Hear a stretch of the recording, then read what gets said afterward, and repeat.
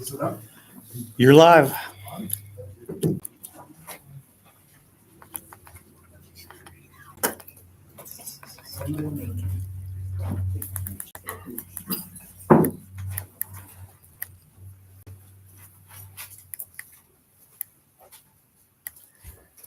It's like watching a pot boil, right? 7 o'clock, please rise. We'll say the pledge of allegiance. I pledge allegiance to the flag of the United States of America and to the republic for which it stands, one nation, under God, indivisible, with liberty and justice for all. Mrs. Bolt, would you call the roll, please?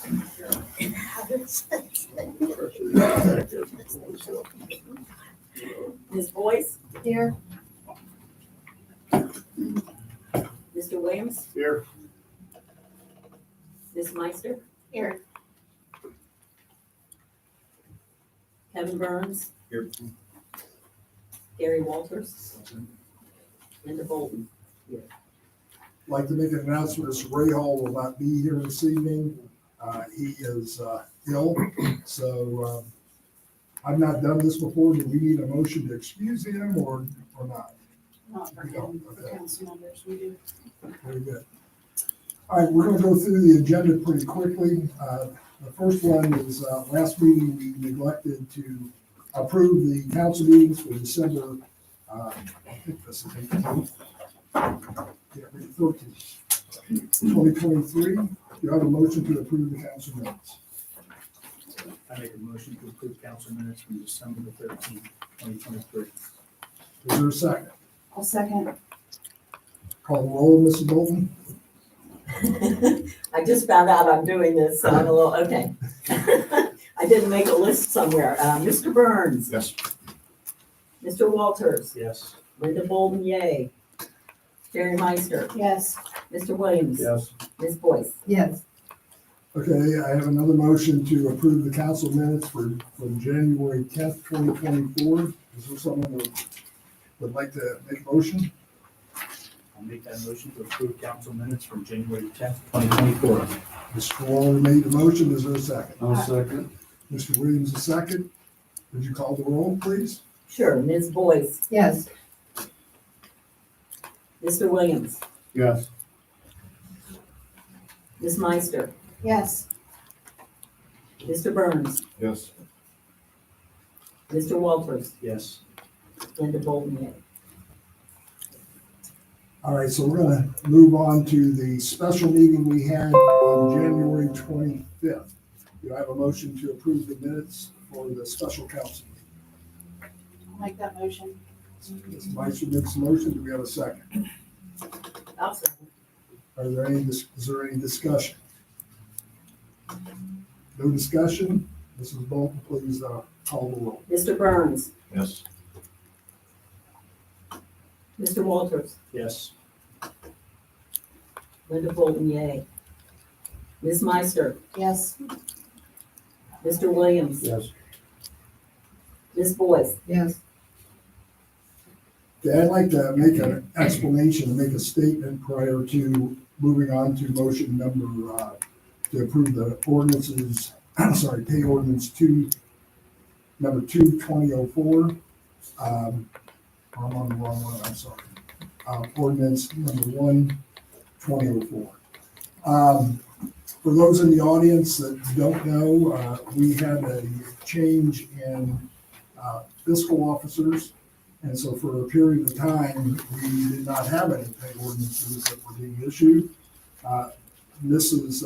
Ozer's our new fiscal officer. She will be appearing here at some point tonight. She was coaching a basketball game.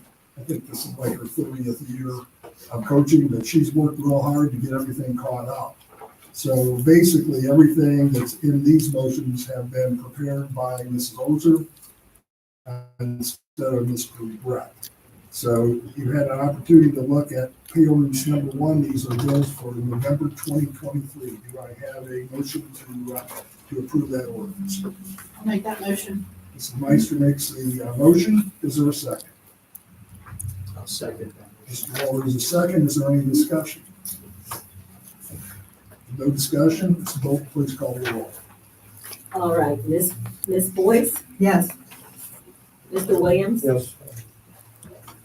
Ms. Meister, Yes. Linda Bolden, yay. Gary Walters, Yes. Mr. Walters.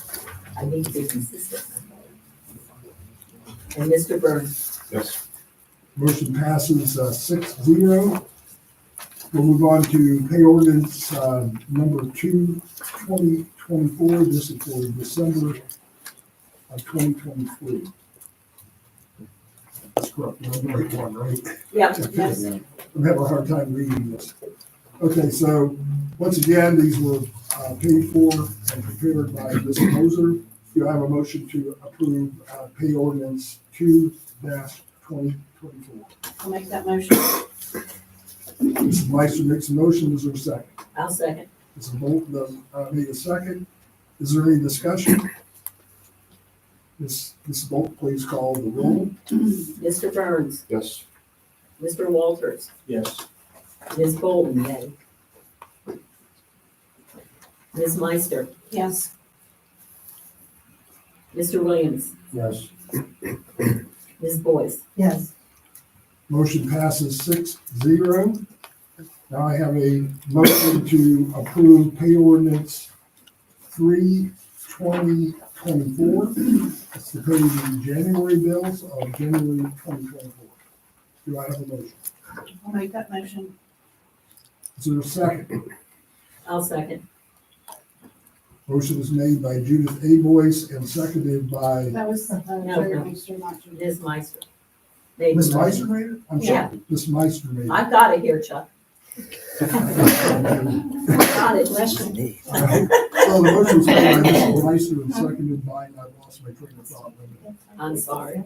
Seconded by Ms. Bolden, Okay. and we're ready for the roll Is call. there any discussion? I have one No quick discussion? I have a question, maybe this, I should have brought this up earlier, being new here. So as council approves these ordinances, have these been paid previously, or are they being in the queue to be paid now? They're that we approve? already, she's already paid. So they've already been paid. When we had 2 council meetings a month, I used to send them out the very next day. But when you're only meeting once a month, you can't hold the bills. So, So I want to make sure. Are there any further questions? Ms. Boyce, Call the roll. Yes. Mr. Williams, Yes. Ms. Meister, Yes.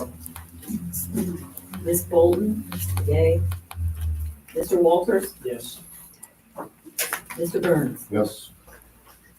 Okay, I'd like, motion, the next motion is to approve resolution number 1, 2024, designated February 2024 Black History Month. Just a couple comments about that. That probably should have been done in January. January is an extreme early January. At the 10th meeting, very busy time, new council coming in. We have no clerk. We have a lot of things missing here, so I apologize. The actual motion, I'm going to try to read it as best I can with no doubts, so pardon me.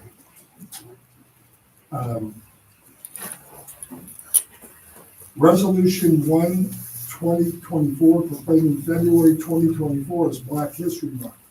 Whereas the Village of Cleves celebrates Black History Month and honors the achievements and contributions of African Americans to the spiritual, cultural, and economic growth of our country. And whereas the Village of Cleves recognizes the historical challenges African Americans have had and continue to face. And whereas the Village of Cleves recognizes that Carter G. Woodson and Reverend Jesse E. Moreland founded the Association of the Study of Negro Life and History to promote the study of Black Americans and their achievements. And whereas the Village of Cleves honors Carter Woodson for creating the Black History Month, which led to President Gerald R. Ford formally creating Black History Month in 1996. 1976. Whereas the Village of Cleves formally announces Black History Month theme for 2024 is African Americans and the Arts, the study of Black Americans' impact in visual arts, music, and literature. And whereas the Village of Cleves encourages the citizens to celebrate Black History Month by visiting the National Underground Freedom Center at 50 East Freedom Center Way to learn more about the contributions of African Americans to our country's efforts outlined in the preamble to the United States Constitution. Therefore, by the passage of resolution number 124, Village of Cleves formally proclaims the celebration of Black History Month during the month of February 2024. Do I have a motion to approve this resolution? Motion by Mr. Williams. Do I have a second? I'll second. Oh, okay. Okay, you second, Linda? Uh-huh. Okay. Is there any discussion? Be any comment from council they'd like to make? Anyone from the audience? Okay, at this point, I'd like to have our council vote. So call the roll, Mrs. Bolton? Sure. Ms. Boyce, Yes. Mr. Williams. Yes. Ms. Meister, Yes. Mr. Burns, Yes. Mr. Walters, Yes. Ms. Bolden, yes. Motion passes 6-0. Now it's my honor to introduce to you our guest for this evening, the Honorable Denise Driehaus, Hamilton County Commissioner, and she's going to talk about Women's History Month. And I believe you have some guests coming up with you at some point. I do. Alex McDonald is going to come join me. Thank you, Mr. Mayor. Thank you to council for giving us this opportunity to speak with you briefly. So I'm County Commissioner Denise Driehaus. I was here back in 2017. I get the feeling that not all of you were here then. But I did come and passed out my menu of opportunity, which I have left at your desk. It simply explains some of the opportunities to partner with the county. It's expanded since I was here in 2017, I'm glad to tell you. So a few more opportunities on that list than there were before. And then all of our contact information for all the 3 county commissioners is on the back. So if you have any questions or have any comments about anything, please feel free to reach out. We are partners with you, and hopefully this is a good example of some of the opportunities that exist there. And also, I wanted to say, because I'm going to visit all 49 jurisdictions throughout the county. I'm about 20 in, so I think you're 21 or so. So I'm delighted to be here to talk about Women's History Month, but also want to just emphasize that the county does want to partner with all 49 jurisdictions. You in Cleves have partnered with us in a number of different ways, primarily through the CDBG dollars for economic development projects, and some of your recycling dollars are coming from the county, from our solid waste district. So thank you for the partnership. The money is set aside by us, but only works when you all apply for it and use it to the benefit of the constituents in your community. So thank you for the partnership. Couple things that are on the horizon that I just want to make you aware of. We have a revitalization grant. This is fairly new. I think it's listed there. These are grants that we give out to communities. If you've got a catalytic project, perhaps in your business district, that needs some gap funding, you're at the end of that and you're looking for the additional dollars to get the project, off and running. We have revitalization grants available. The grant, the cycle opens in March. So something to look for. It's on our website, so you can find it there. The other one is our small event grant. This is also fairly new. Unfortunately, this one, it's still open, but it closes on the 16th, so in 2 days. So if you have any small events here in Cleves, these are much smaller grants. They're 15,000, something like that. But if you're bringing in entertainment or you need to publicize the event or whatever it is, the grant is meant to bring communities together and promote the good stuff that's happening in Cleves. So you can take advantage of that. I don't know, without a clerk, I don't know if you can turn that around quickly. Is it likely to be available next year, or is this a one-time? They're both available on an annual basis. Oh, okay. So yes, absolutely. So just keep it in mind. Again, the cycles are on the website, so you'll find them there. But the grants, the revitalization grant and the small event grants are, until they're voted to not continue, they will continue. And I have been, Stephanie Dumas was the champion of the small events grant. I was the champion of the revitalization grant, so I feel pretty confident that they'll last for at least a few more years, if not longer. So I'm here though primarily to talk about Women's History Month. And thank you again to the mayor for the invitation.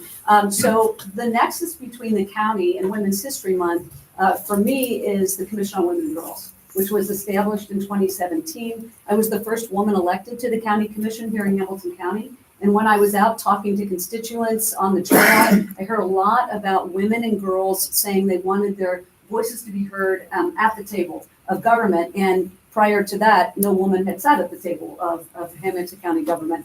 And so I took that seriously. We organized the Commission on Women and Girls. It's 20 women and 10 girls that every year participate in creating recommendations, primarily for the county commission, but also to school boards and to other community organizations. And so Alex is a member this year, coincidentally, and she's from Cleves. So I wanted to make sure that I brought her along. She's going to talk very briefly about the work in her committee. But let me give you just a sense of it, when you think about women's history and government, what's the importance of having women participate? Well, here you are, right? Having a woman sitting at the table, recognizing that some of the issues might not be brought forward were it not to be for the perspective of all of us, including women. And so the Commission on Women and Girls has been the champion of a number of different things. One of them is pay equity. In the county, we did a pay equity study to see if we were in line. You know, the women generally make about 80 cents on the dollar for the same work as men. It's a historical thing. It's something that we've been living with for many years. At the county, we're at 98 cents on the dollar, which I thought was pretty darn good. We got 2 cents to go. But I was impressed by that myself, and we're doing an annual review to make sure we can, make up the gap. But it was something that was championed by the Commission on Women and Girls, and we're encouraging businesses, nonprofits, other government entities to think about pay equity and to think about their practices that they have to make sure that they are providing equal pay for equal work. For instance, a very simple thing, this is the first thing we passed from the Commission on Women and Girls, was at the county, when you apply for a job, we no longer ask for your pay history, because women are almost always paid less than men, no matter what the job is. And so we don't ask that question, so that you walk in the door on a more level playing field. So just an example of how this can be used practically. One of the other things we did was related to domestic violence.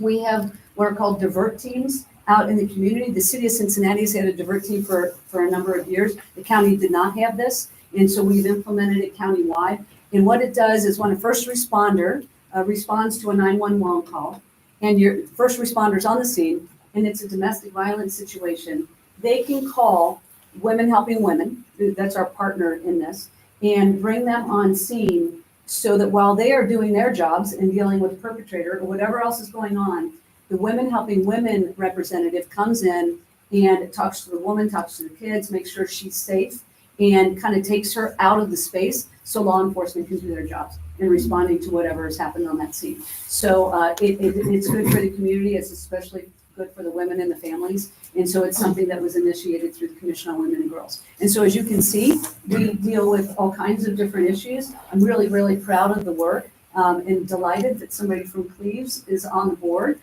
because the girls, when I think about the Commission on Women and Girls, the 10 girls, they're high school students. It gives them an opportunity to do something related to government and kind of participate, but also become leaders in what they represent by way of where they come from. So Alex is going to talk briefly about the one initiative that's coming out of her committee, which is the Social Mobility Committee. But why would I describe it when she's right here? So I'm going to let her talk about it. So we're one of the larger committees on the commission. We have 9 people total. And we're trying to spread awareness of jobs that women don't usually think about when they're thinking about careers that they would like to go into. So we're trying to get transportation to internships, shadowing, things like that, to help people be more aware and get the opportunities like this that they deserve. Yeah, right. So the girls have all these great ideas. We also passed some legislation about free period products in schools. I know the superintendent is here. Hey. But it's really important because some girls don't have access to period products and they miss school, which isn't great. So anyways, just something else that we're working on. So I'm very pleased to be here. I know you've got a proclamation. I'm happy to answer any questions you have related to the county. We are doing a whole bunch of stuff, including the Bengals negotiations. which I understand there was a news report today about this, but we are in the throes of renovating the stadium down there and negotiating a lease that's better for the taxpayers this year. That was negotiated about 20-some years ago, a little bit more. So anyways, there's just a lot of work being done, and I'm delighted to be here representing the county. So with that, Mayor, I'll turn it back over. Yeah, I just want to ask, so if we get your name correct, what is your last name? McDonald. McDonald. And is there anything else you want to tell us as far as your aspirations, your career aspirations, why this was something that really drew you to a leadership role at the school? Well, I've been doing Girl Scouts since I was in about kindergarten, which is how I got introduced to this. And it's been a great learning opportunity, which is part of the reason I joined. Was I was curious and I wanted to learn more about what's going on. What grade are you in? I'm a freshman. Freshman. Is that not impressive, guys? Yeah. Just Well, yeah. taking this type of role. I'm a former school administrator, okay? And I want to thank Dr. Alt for being here because he's one busy man. But it's wonderful to see that you are taking that type of role and setting a standard for your classmates. I would like to engage your council. If anybody in the council wants to make any comments or ask any questions. What would an example of a career choice not typical for women? Like something in STEM or IT, some more physical jobs like building. Any other questions or comments? Would you like to introduce your parents here or guests here tonight? My mom is Irene Marsh. My dad was unable to attend because he's fallen sick. Well, thank you for coming tonight. And any questions for Commissioner Driehaus? Let me grab it, Alex, real quick. I just happened to be in the career day trades and technology room the other day. Have you already made contact with all your wonderful local Cleves trade representatives, IBEW for the guy from trade, the guy from IBEW was representing all the trades, and that networking opportunity is available to you. If you've not, I can help connect you. That would be amazing. Okay, we'll do that. Any other questions? I just think it's a fantastic opportunity. Welcome. Thank you. Hope to see you more around Cleves. Well, I'd like to, if I could, have our council members, Ms. Bolton, Ms. Meister, and Ms. Boyce. Would you come forward, please? And I'm not going to be in this picture because I want to keep it looking good. So what I'm going to do. Well, that's thoughtful of you. Yeah. Linda, I'm going to let you sort of present this to Commissioner Driehaus, and then I'd like to get a picture. Tristan Young was going to be here, but he had another meeting. So Do I need to read it? I think we just read it. We just passed it. You want to read it again? Well, you did the Black History Month. We haven't read the Women's History Month. I didn't read that? No. Oh, I just. By all means, read it. But I'll try it. I might start coughing. Whereas the Village of Cleves Council recognizes and supports the Hamilton County Commissioner's continued and historical recognition of the contribution of women in the municipalities, townships, and throughout Hamilton County. Whereas the Village of Cleves Council agrees that women of every race, class, and ethnic background have made historic contributions to the growth and strength of Hamilton County in countless recorded and unrecorded ways. And whereas this Village Cleves Council appreciates that women have played and continue to play a critical economic, cultural, and social role in every sphere by constituting a significant portion of the labor force working inside and outside of the home. And whereas the Village of Cleves Council recognizes that women make up much of the workforce in the service sectors and are employed as frontline workers in occupations such as community and social services, education, training, and library, healthcare practitioners, healthcare support, office administrative support, and personal care and services, and only 82 cents for every dollar a man makes. And whereas the Village of Cleves Council appreciates the number of women entering the fields of business, engineering, information technology, banking, law, governance, medicine, planning, and development, and their contributions to creating positive change. And whereas the Village of Cleves Council values the unique role women have played throughout the history of our nation and their selfless labor to enrich the quality of life for all the citizens in Hamilton County. And whereas the Village of Cleves Council also recognizes women were significant in the establishment of early charitable, philanthropic, and cultural institutions in Hamilton County. And whereas the Village of Cleves Council recognizes and thanks the American women who served our country courageously in the military.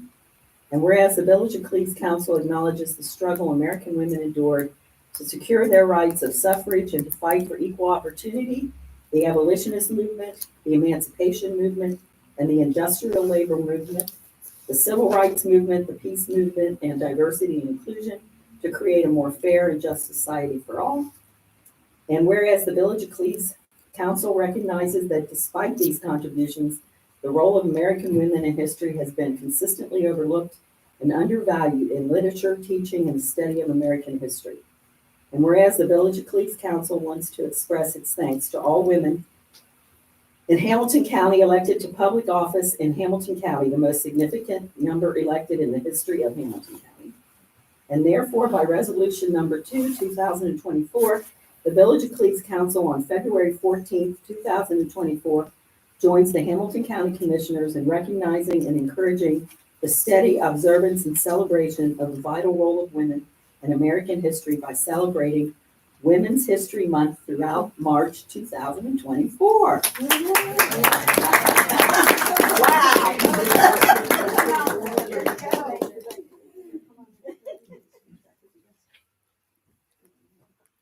Gee, I earned my money tonight. Thank you very much. So, We're gonna vote on this. okay, I'm gonna go. No, you keep that. Oh, all right, That's for you. thank you. So I want to say that there are more elected women in Hamilton County than ever in the history of the county, and you all are part of that. So thank you for your service. Appreciate it.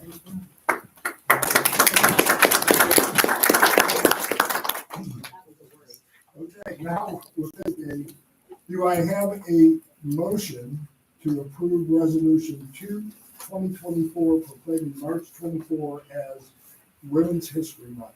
I'll make that motion. Mrs. Meister makes a motion. I'll second that motion. Mr. Walters seconds. Any discussion? Ms. Bolton, would you call the roll? Sure. Ms. Boyce, Yes. Mr. Williams, Yes. Ms. Meister, Yes. Mr. Burns, Yes. Mr. Walters, Yes. Ms. Bolton, yay. Motion passes 6-0. Congratulations, and thank you so much for coming here tonight. And all I can say to you as a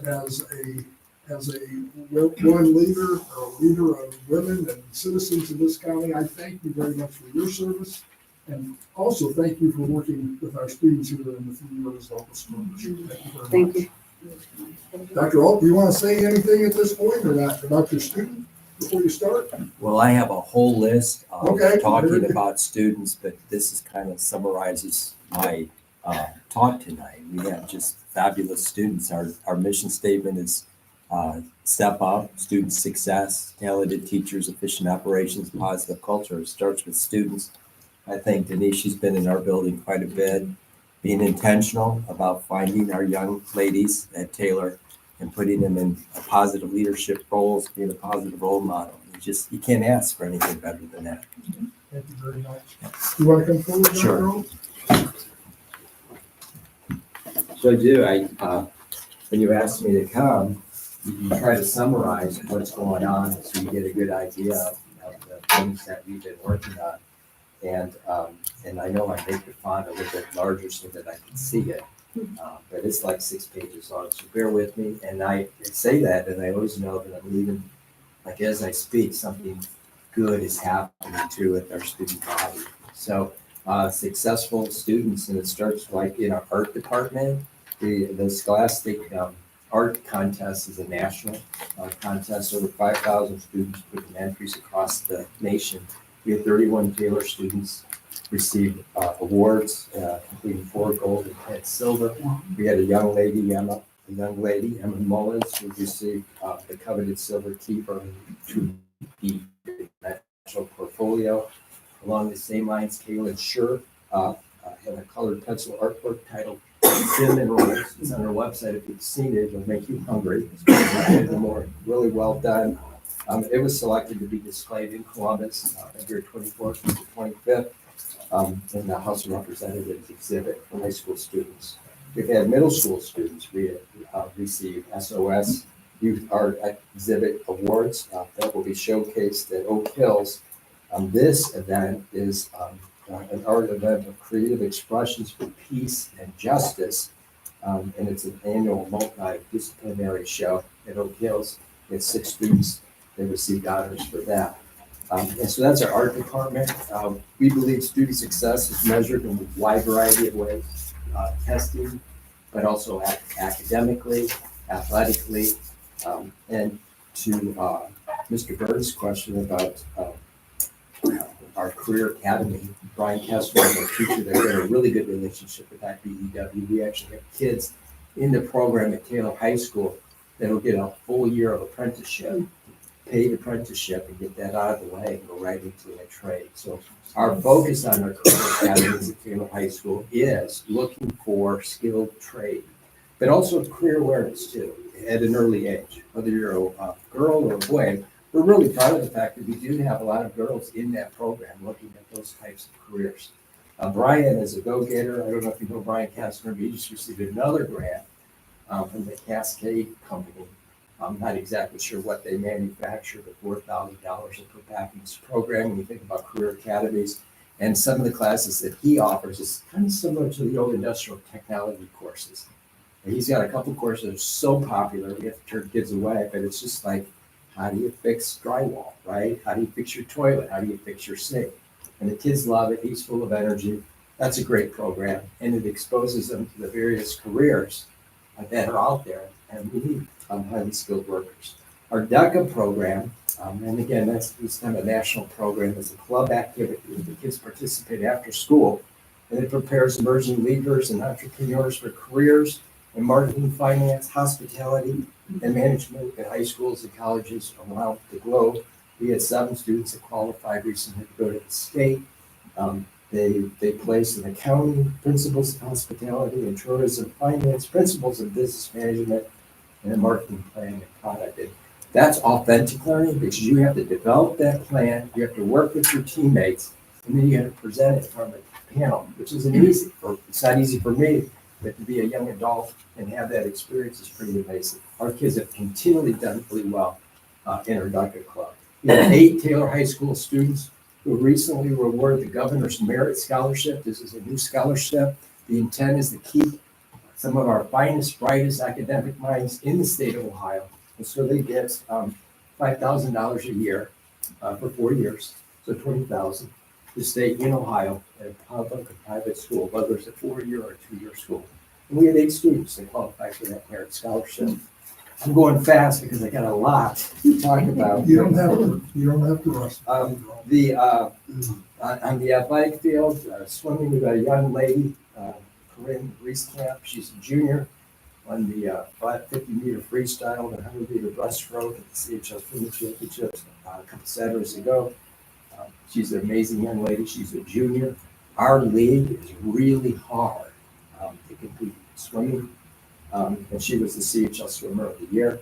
Several of the boys and girls are competing this weekend in Miami district competition. So we wish her well. Our girls bowling team. I'd be remiss not to talk about our girls bowling team, 14-0 in the CHL, heading into the sectionals, won the CHL title. Phenomenal. I had a chance to watch them bowl against Seton a couple weeks ago. Irene was there. Alex is on the team. Alex is on the team, and they are phenomenal and really fun to watch. And then they have all these chants. I don't know if you've been to high school bowling. Maybe you should go. They're really fun. And they got a chant for like every time they roll the ball, picking up strikes and spares. So it's an individual sport, but it's a team sport. And they were 14-0, and they're on a roll. Excuse me, they're on a roll.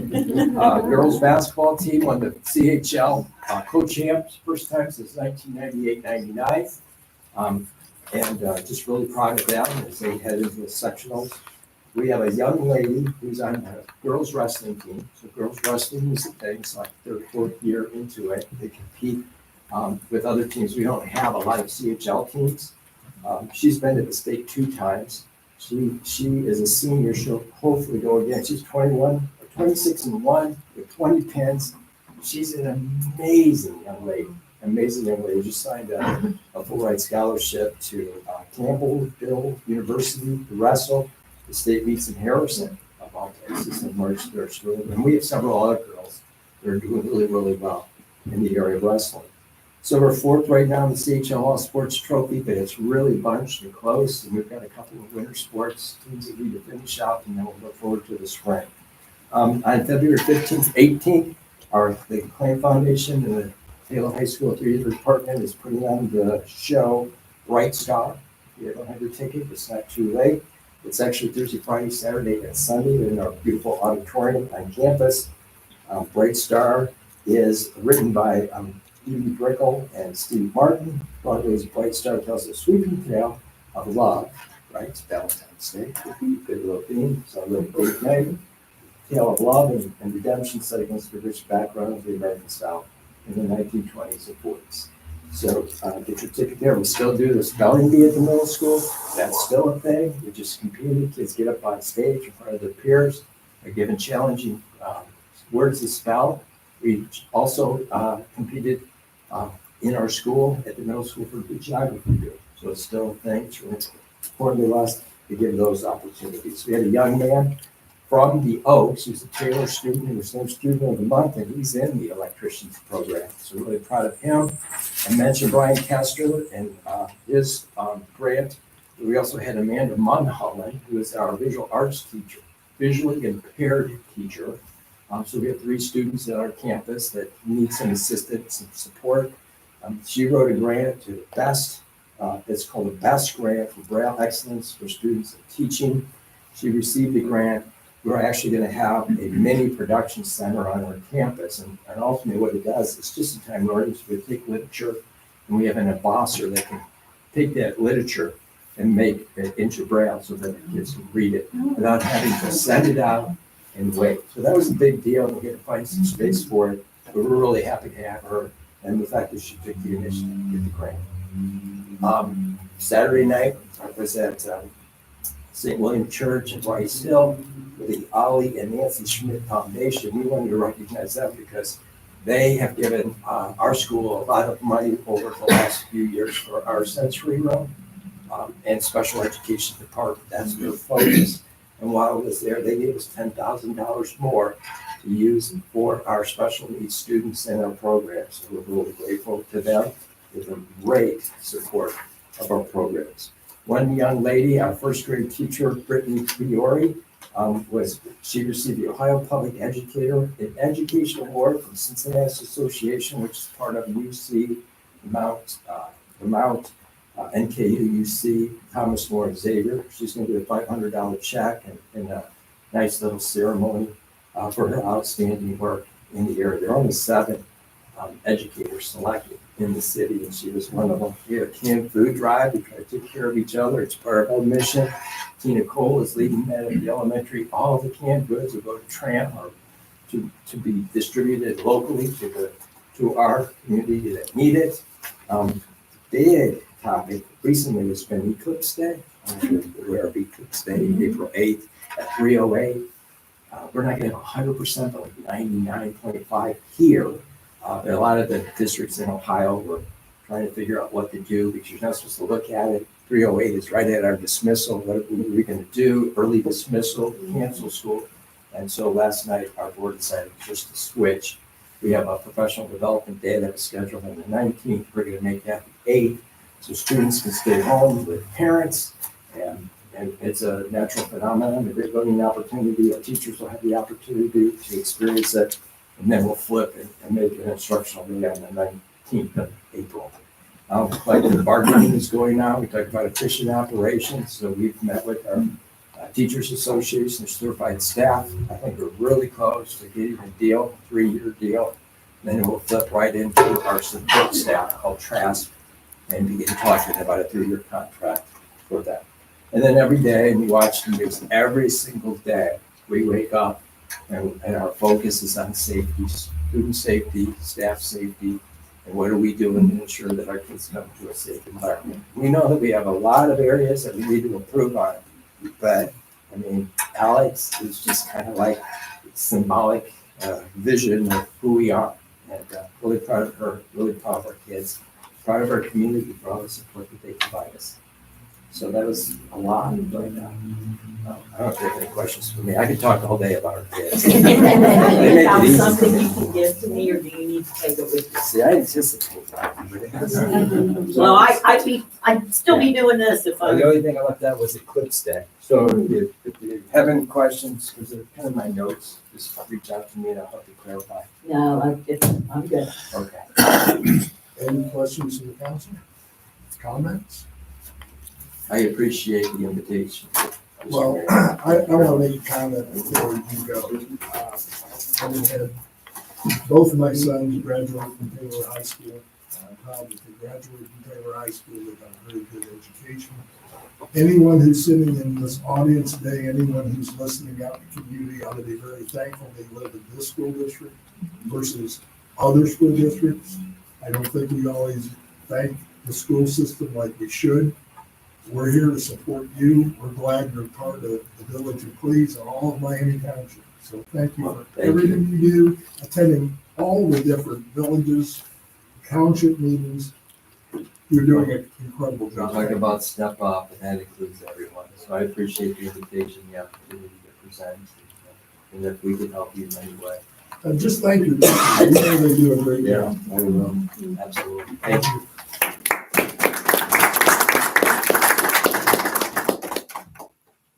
Okay, Mr. Commissioner, if you come back up here, I'd like to introduce you. Just won a championship. Yeah, I know. Oh, That's all your first two coaches. Yeah, right.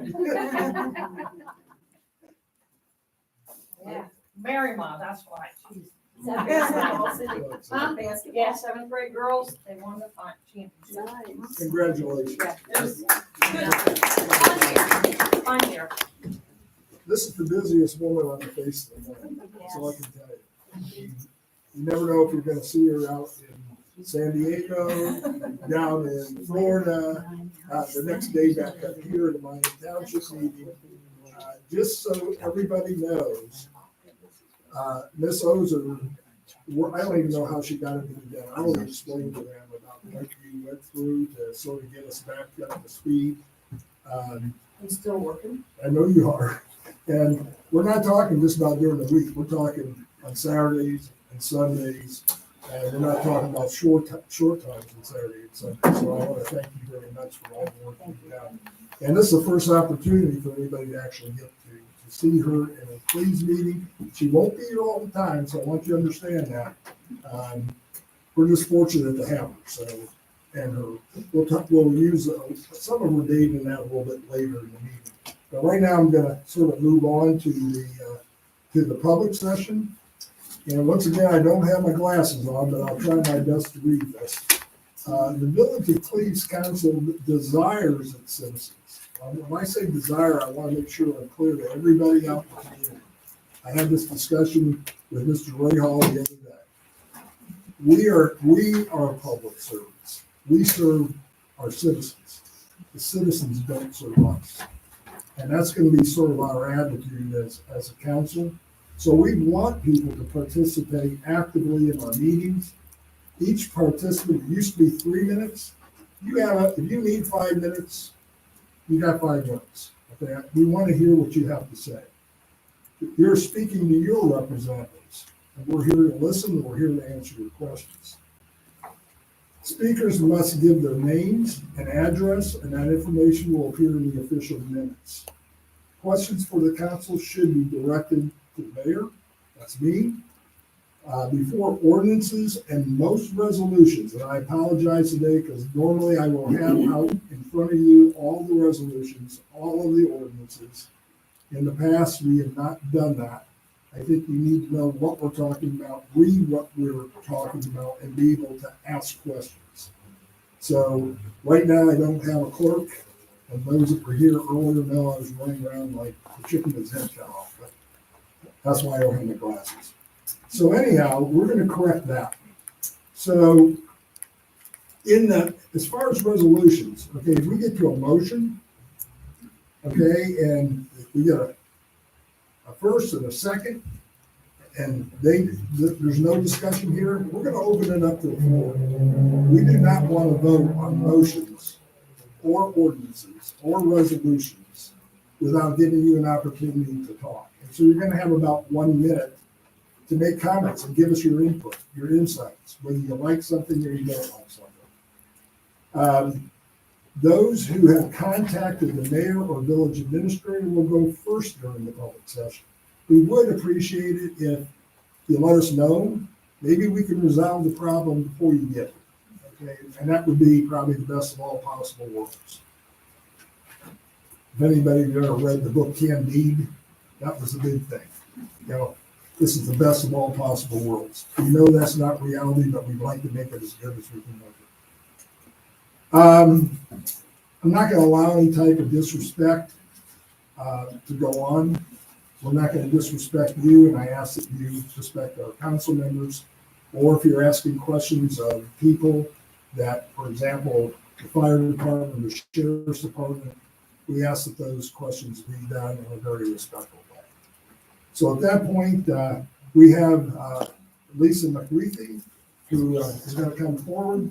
She was the first to, actually, since I've been here, not very long, but she stopped me out in the street and said, "Hey, I'd like to talk to you." And we are today. Lisa, I'll let you describe what you want to talk about. Would you go ahead and give your address again? Hi, everybody. Thanks for listening to me. It's not a really big issue that we have, but I live next door here. Got my other neighbors on the other side of me.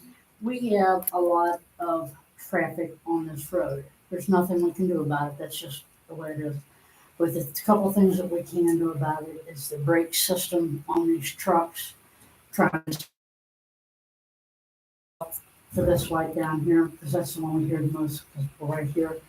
We do not have any signage in this village at all for the trucks so that they don't use their, what they call the Jake brake, or it's not emergency brake, just slows them down. Addison has it, North Bend doesn't have it. The other thing is that by having that, we're hoping that we can at least eliminate some of the noise. The other issue that I have, I mean, it says I don't want to, I'd like to see the speed limit be to 35, but that's not what the case is. This is an 8/10 of a mile for 3 major stop lights with crosswalks from the town over to residential up here, over to the park down here, and down at Cooper, it's for the school. I don't know who crosses the crosswalks, but it's the idea that we have less than a mile, and we have people that go from one stoplight to the next stoplight to try to beat it, to try to get there, try to, so they don't have to stop again. And I just wanted to bring this awareness. I don't really know exactly what to do. I called the state highway patrol or DOT, and they said that it has to start in the area that there's a problem. And I don't see that it's such a big problem, but it's something that will help out the community more. The thing that is happening now over at Golf Park, we're expanding over there. It looks great. I mean, the basketball courts, the little gymnasium, and now they got the pickleball court and things. People need to be able to cross from the town over to there. There is a crosswalk there, yes. But we want to make the town more, where people get out and do things and they don't have to get in their cars all the time. And I see people coming down this, Bridgetown Road there and, almost running that light just to get through. I don't know all of what to do, but I'm here to help figure it out. And that's about all I have. Any questions or comments from the council? Anybody want to comment from the public? Yes. Just as far as who's crossing, I know the cross-country team will frequently they'll come down Miami and they will cross over to the park. So you do have Taylor sports teams that will go over there to run. And that's the whole thing, is to make it more, where's the town wanting to go for the next 5 years? And if we can open up that area more and have it more safety driven from through these 3 stoplights, I think that it's gonna be, something that we can kind of tout about. But the first thing is the brake systems on the trucks. The other thing is, and I gave this to you before, they do have signs of residential quiet zones. You can pass these on down. I only got a few of them. That particular one is on US 50 going out of Cincinnati. If we know where Montgomery Boathouse is, on the right-hand side, and they've done the development a little further up the road. And they have these signs there, so I know that the state can look at this as to where we can maybe see where this is more of a residential area instead of, commercial. I mean, there's no way we can get around it, but I need your help. I'll help you, you help me. I don't know really what to do. This is what they told me to do, so this is why I'm here. Well, I already sent some of this information to Mr. Williams. Right. Our Public Safety Committee will be meeting to discuss this. Just so the audience knows, tonight's sort of the last night where Hamilton County and Miami Township come to this meeting. Following this meeting, they'll be meeting with our different committees. And so it starts working with the committees, and then the committees make recommendations to the council. Okay. And so that's a good place for citizens to start. If there's concerns that the citizens have about safety in the village, that's the place to start talking about it, making the people who can do something about it, and actually take time to listen and then communicate.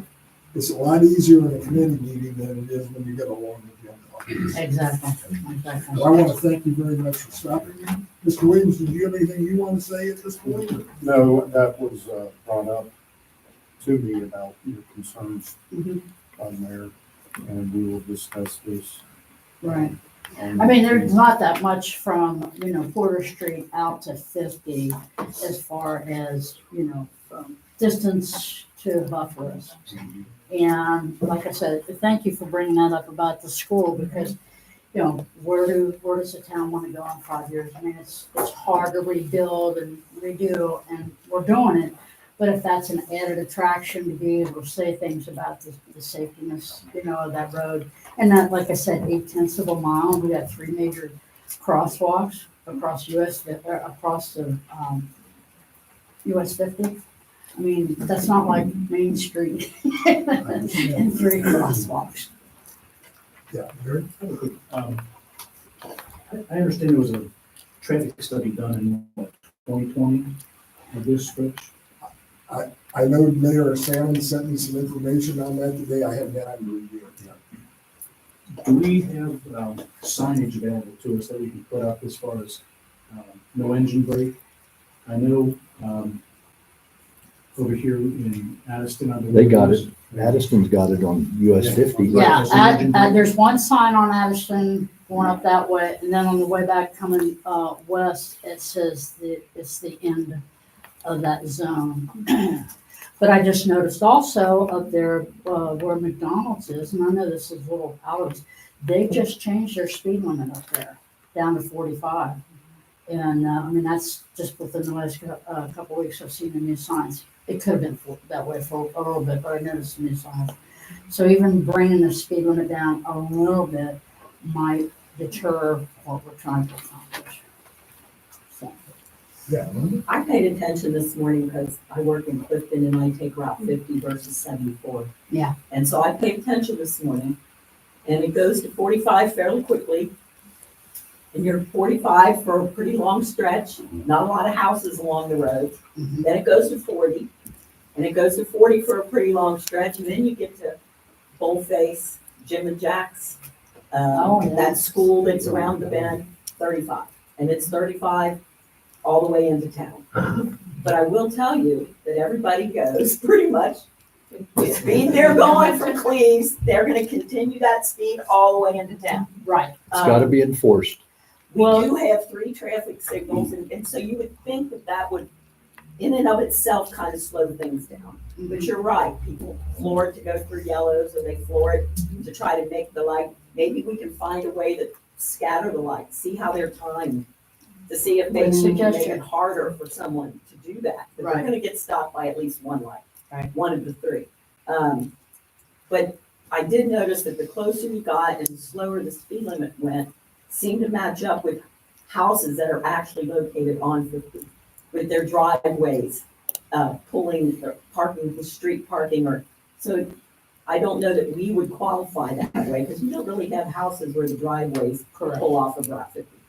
But I did pay attention to that, and I did notice it. I don't know if 35 is reasonable, but maybe we No, can do I- a 40 or something. Yeah. The committee can look into that. Right, right. Well, I thank you all for your time. On that signage part, I think that's really important, and especially if we can really get it to where, even like where it says residential, where it's kind of like flashing or something, where it kind of gets people's attention. The other thing I don't know how long it's been, but North Bend was notorious for giving out tickets. Then they didn't give out tickets for a long time, but they would just sit on the highway.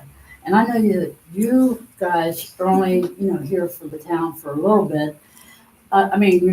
Not to write all these tickets and stuff, but I think the presence of just having the police out there a little bit more, just sitting on the side of the road.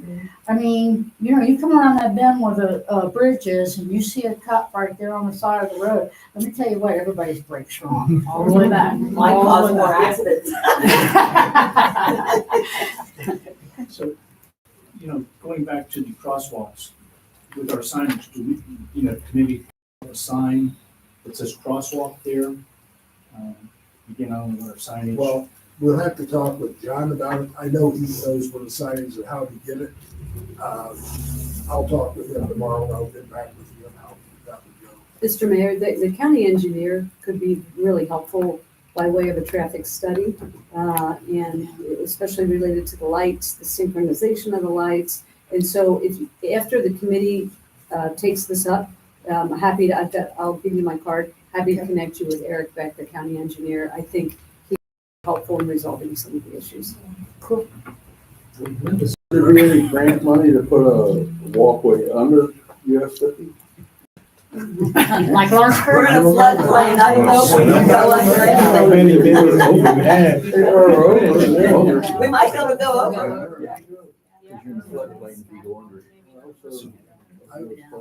Yeah, going over. One of the things we're gonna have to do in this village is to look for grants. We want to do things, we just don't have the funding that a lot of villages have. But I'll be glad to look into any type of funding that's gonna make things safer. Quick question, but bright greens, I haven't drove through Cleves a lot lately, but the last couple of months I have, and I noticed the bright green signs that we have at those walks, they really got my attention, and I think other people were saying them more. I don't know if we can get more of those. Where are those signs located? They are by Brozarts, there's one, and a bunch of crosswalks, they're putting bright green signs, and it's a crosswalk, just letting people know, that's a crosswalk. Maybe we can get more of those. You can always put the sign like they have by the school, flash lights. Yes. I think that would work too. Yeah, because that draws people's You're attention. putting more things on my to-do list. I But know. I will be glad to look into all those things. Use LEDs, so it'll be less expensive. I think you had a question. Well, as far as Jake breaks at Lisa, and I know she knows what a Jake break is, but a trucker, he turns his ignition off, is that right? And there's a tremendous sound comes out of the exhaust. It's.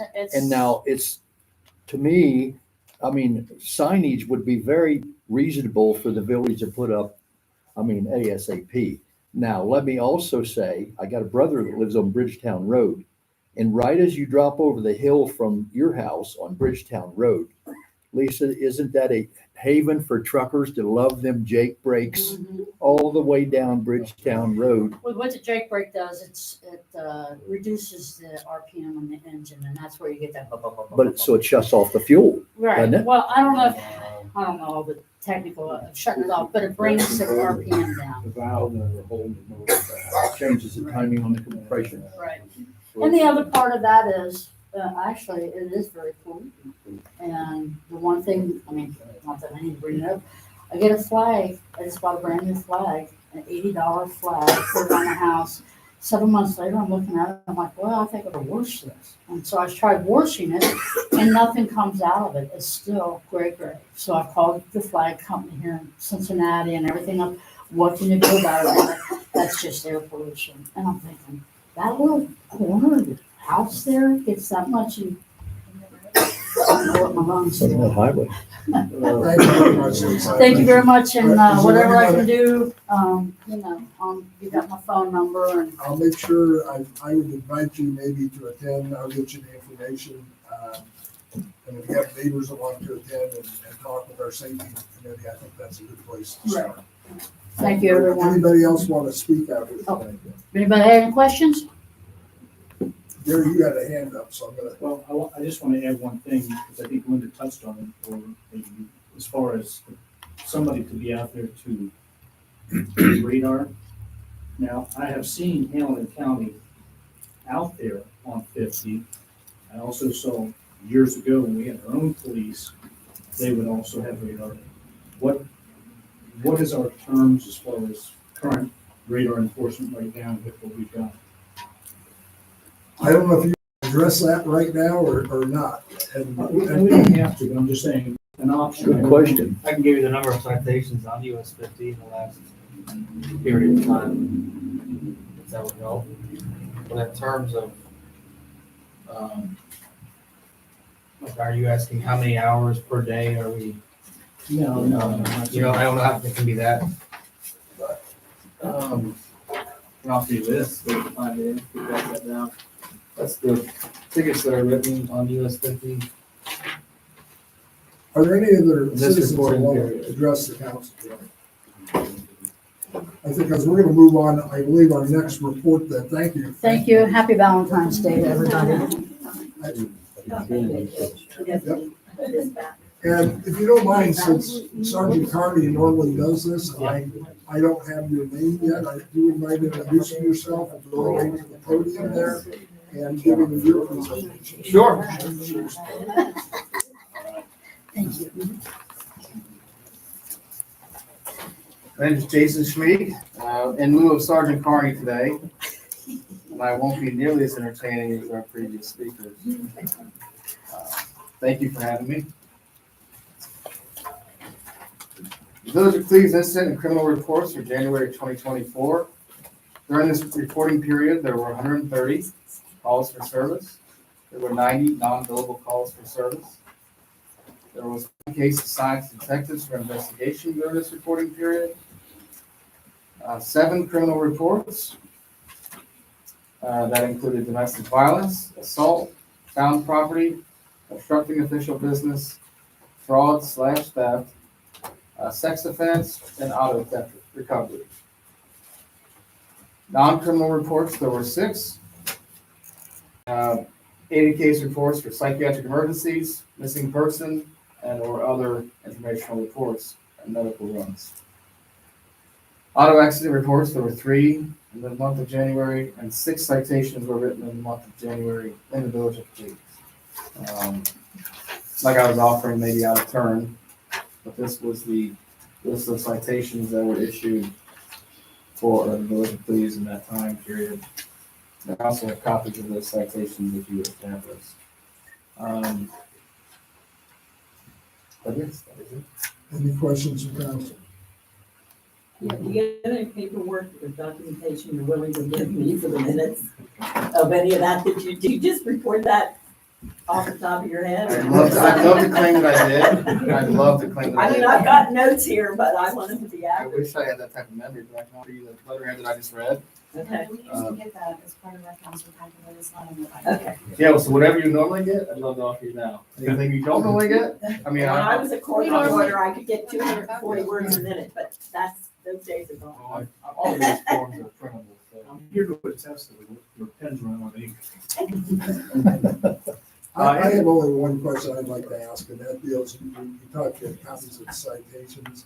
Were those issued on US, I asked this question last month, or were they issued somewhere else in the village? Do you know? Yes, so there were 9 on US 50, one on South Miami, and one on Ohio 264. Thank you very much. You're welcome. All right, that's all. Thank you for having me. Have a great Thank you evening. very much. I'll get back to it. All righty. Yeah, Linda, here you go.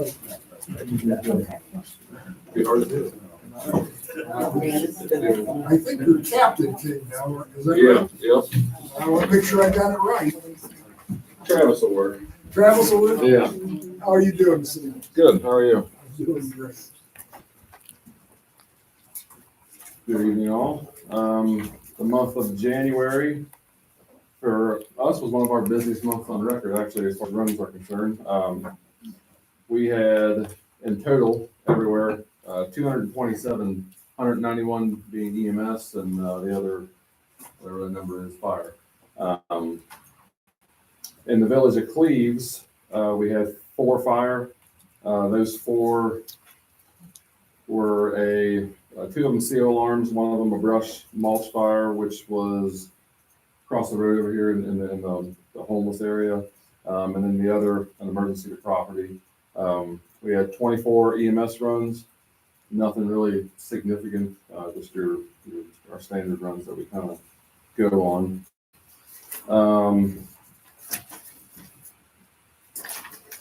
Inspection report, January is kind of an off time for fire inspections and things like that. So our people don't really start going out to do those until March or so. We did have a few permits issued, adoption, we had 4 adoption inspections, 2 Knox box updates, and then a few fire alarm tests that are due. Staffing was normal for the month. We haven't really ran into a whole lot of staffing issues as of lately. But again, it's winter time. Everybody wants to work now. It's the summertime that we usually run into those type of problems. As far as training is concerned, we have started with a new program through Cleveland State University. We can assign our people weekly trainings, monthly trainings, however we want to do it. And they can complete them at the computer, basically watching the video-based training. Something a little easier for us to not have to get the trucks out, things like that in the colder months. So a lot of times we rely on things like that through those months. They do everything from EMS to firefighting to inspector to instructor, hazmat, fire officer development, OSHA courses. So it really helps us being able to get our people the CE hours that they have to have for recertification. There's a couple things I added on here because my mind goes 100 miles an hour, but things that weren't in here initially. We did promote 2 new lieutenants in January, trying to rebuild our command structure back to where we were before. Dan Hyde and Scott Dunnigan. Scott has been with us for a long time. He does all of our code enforcement stuff, so some may recognize his name. Dan has also been with us for quite some time. So those guys are settling into their new roles. We did a station tour down at Station 69 on January the 25th. And that's about all I had for report-wise. I did have 1 question or 2 questions. One was a follow-up to the training signal of the possibility. I don't know if we made any groundwork on that, or do you have any more luck than we've had? But Well, I'm to be very honest with you, I haven't called them yet. okay. Okay, so I don't have anything to report on it, but it is on my to-do list, and I will be calling them because I think it's important to our residents, especially those that live on South Miami and up Walmsley and that area. So there's no question. I think I need to get on it. I just didn't do it. Yeah, we've made several attempts ourselves. Initially, we were making pretty good headway, then it kind of all stopped. So yeah, I know we need to put some pressure on it. So and then the other, this is something that Can you remind me on that issue? That was so our Mount Nebo fire station, when they're coming down the hill, a lot of times we're blocked by a train. So it's a response time thing, and if we can get some sort of signal in the fire station that, hey, there's a train in that area, we can divert our route to go a different way to hopefully increase our response times. Because it's happening, it seems more and more frequently, or the trains are longer and longer, I don't know. But it just seems to be happening more than it has in the past. So we're trying to get a light or some sort of indicator in the fire station where we would know that the train is in approaching the crossway down there. So, and we reached out to, I don't know all the details of who, but somebody with CSX or, these railroad companies, and it, we started to have a contact with it, and then everything kind of went quiet. So we're just trying to get that more established and able to get any information. To give you a little bit more background, I brought it up at the January 10th meeting because when I was out campaigning for mayor, I was hearing a concern from our citizens that they were concerned about the length of time and train blocking that, how is there anything could be done? And they got me the information right away. So it's not a question that the fire department didn't give me the information. I just didn't get on it. So I do apologize. I will follow up. What we do, people do. Just hopefully at some point we can come to some sort of get something in there. It'll definitely help. And the other thing, we've talked about for a while, and I don't think it's ever been brought up to the council or anything, so it's something new. The helipad that's over at Golf Park. We utilize that, I wouldn't say all the time, but we do utilize it quite often if we need to land air care for one reason or another.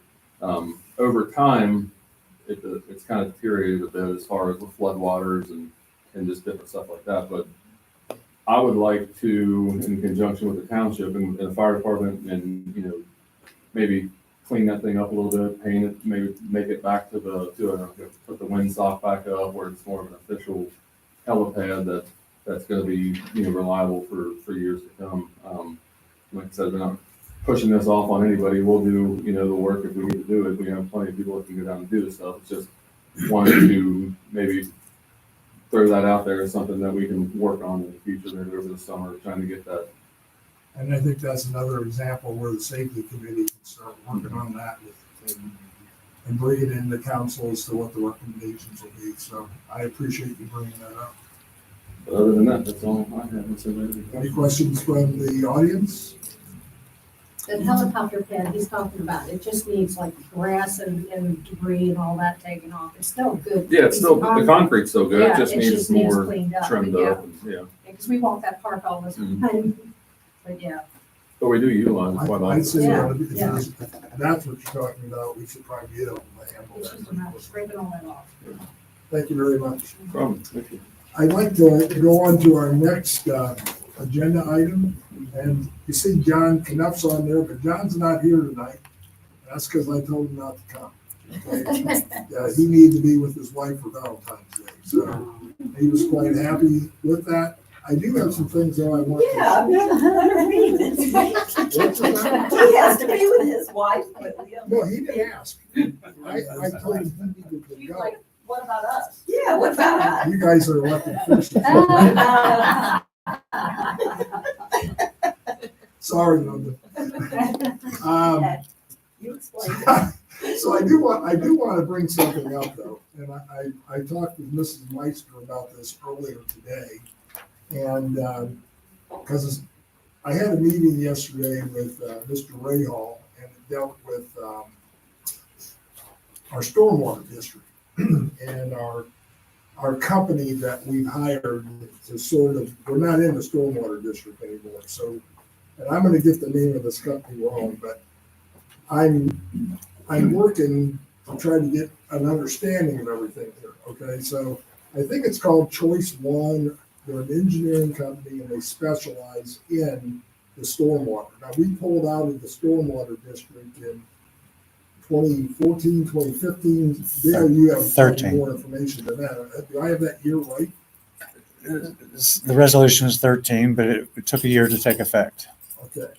So we pulled out of that, and there's been issues in our village that we're going to start addressing. Tomorrow I'm going to be meeting here with Mr. Oppenheimer because he has aerial pictures and things that I think are going to be important to see.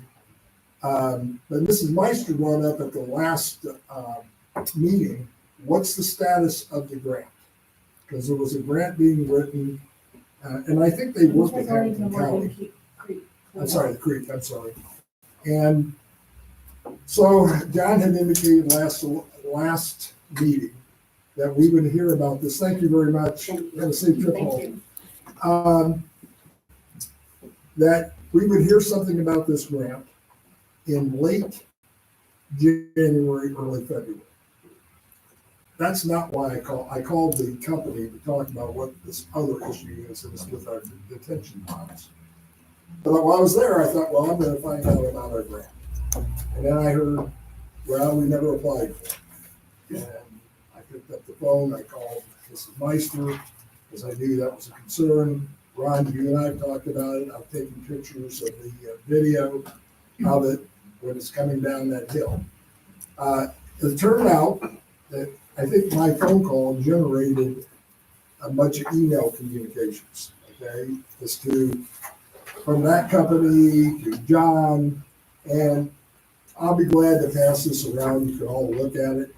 This was actually, John did do what he was supposed to do. At the top of the grant page, the information, the email contact was wrong. It was off by one letter. John didn't create that. It was one letter, so they never got it. Later in the application, they have the correct email. That John was going straight off of what the application of the grant was. So they're going to reprocess this, okay? But it's not gonna be here in February. It's not going to be here probably in March. It may be April. I'll know more tomorrow. Okay, so I'm just going to pass it. You can hand that over. That you guys can examine that. Also, I met with John this morning out at the park, and we're working already to try to figure out how to address the drainage problem that exists on Danny Graves Field. I'm going to be getting some information. I'll be sending it on to council as soon as I have it, because this is my belief. It's our park. We have a responsibility, even if the baseball team is their kids, right? And they are in our community. And no, those fields are not good enough to be playing the green money in. Not yet. They may never be. So I also met with JMA and talked with them, and they are going to be working up a plan. Mr. Driehaus is not here tonight, but you heard Commissioner Driehaus talk about the CBC grants, and both North Bend and Addison received those grants for their parks.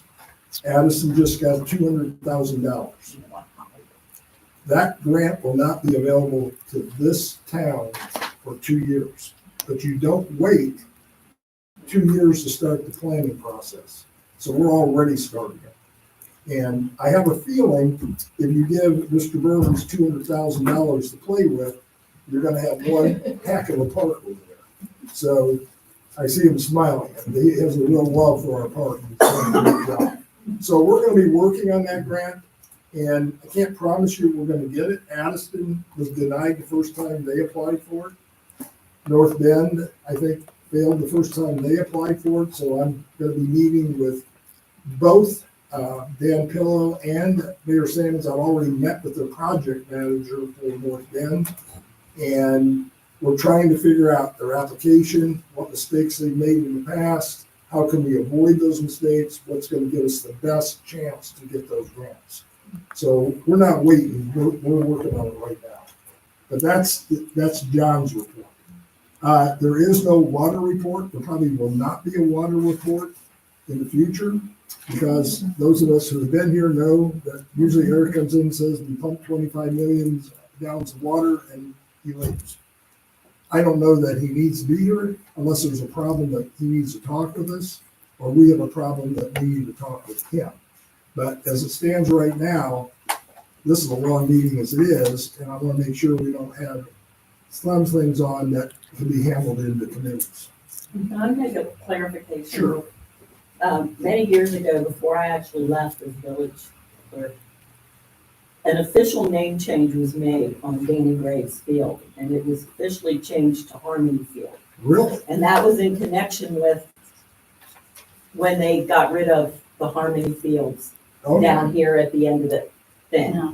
So I don't know when that was. It was before 2015 because I was here and I remember it. Do you remember that, Jerry? I do not remember. Yeah, It I was think- called I that remember before that. my son graduated in 2011.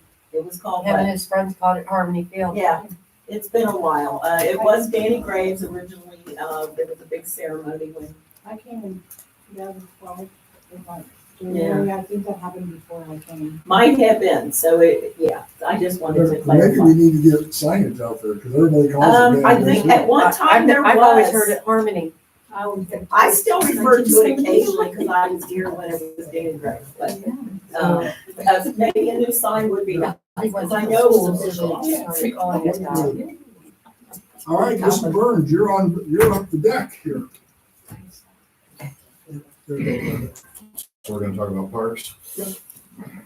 Okay, well, I don't think there's a heck of a lot to add to that, but, I'll look through our minutes that I have here.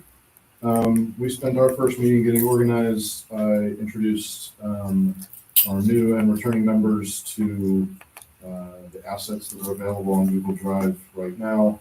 Them getting access to it pens, them getting a Gmail account. Any documents that they need in the meantime could be passed around by email. But we didn't get any specifics for that to be required. We spent a good chunk of our meeting talking about what our strategy will be with grants. We discussed the different opportunities already mentioned here, CDBG, CBC, and we re-mentioned the Reds Foundation that we would start work on contacting them or networking to them. Again, we did talk about baseball maintenance as, that group basically, or at least tacitly, agreed with the mayor's appraisal that, taking care of the baseball fields is our responsibility and a decent thing to work toward, but that we'll be mindful of the expenses, while we are scrimping and saving on various things around the village.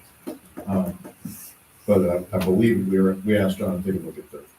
Yeah, and John met with an engineer from Lawrenceburg to talk about, I'll have some more information on that for you. Some minutia, the mayor suggested and Mike promised to try to intervene that our park pass stickers should be serialized for security and accounting purposes. We talked a little bit about the website and getting Parks and Rec content, including events on there when that's available.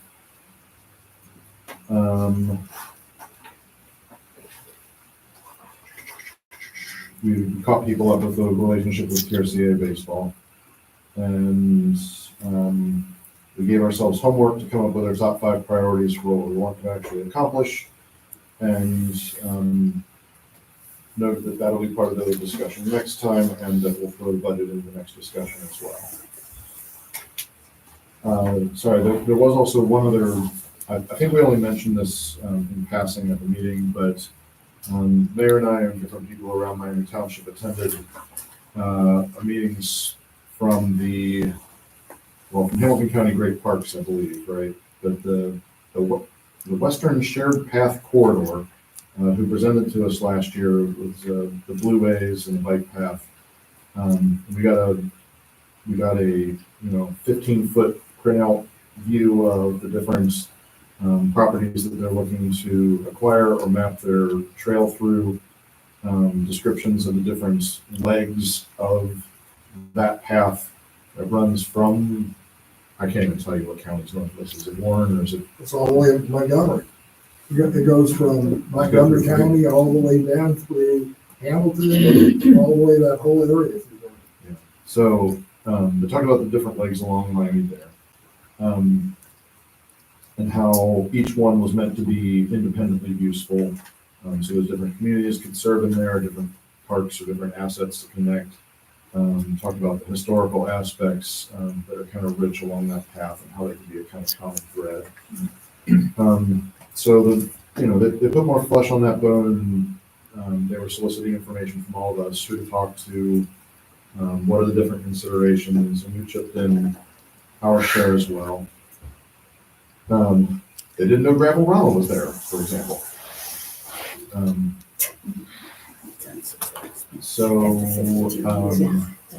That will, important to mention that as part of our development too. So, for example, maybe the crowd is a little rough on the idea of tunneling under 50, but the idea of maybe going over it and with the assets they're putting in place would very much be in line with their approaches, right? So, relevant to our community, there are essentially two directly relevant legs. One is to connect Cleves to Shawnee Lookout Park, and the other is to connect basically to just Cleves Park and the school campus. So if we're talking about that specific use where the cross-country team is running over, or bikes need to be able to traverse between those, they're actually talking about going through the active gravel pit along the banks of the river. But they are building bridges. One moment, sorry. They are building bridges over certain assets. I don't know. I didn't see any plans for things over roads. I didn't see anything like that either. But that doesn't mean that they don't take that into consideration. Yeah, that's something we can definitely feed forward, and seems to be somewhat in scope, considering they're also talking about, pedestrian bridges over the river. It's going to be a public safety type deal, you know? Well, we could justify it easily. For the kids. Yeah, it's down there too. I guess the route would be, if you want to connect that park with the school, what would you do? Across 50 down before the bridge and then come over behind Napa, get back in there that way? They don't have specific plans for that, but I imagine, given our local knowledge of it, that it would basically entail using the underpass that goes under 50 at the river that the gravel trucks are using at present. I think once they saw that, they'd be like, yeah, that's the answer. And they're pulling in right by the school, right, Kevin? Yeah. That concrete, Yeah, they put a curb cut out yeah, right next to the. okay. Yeah. I see the trucks going down. You talking about Aurora? That's I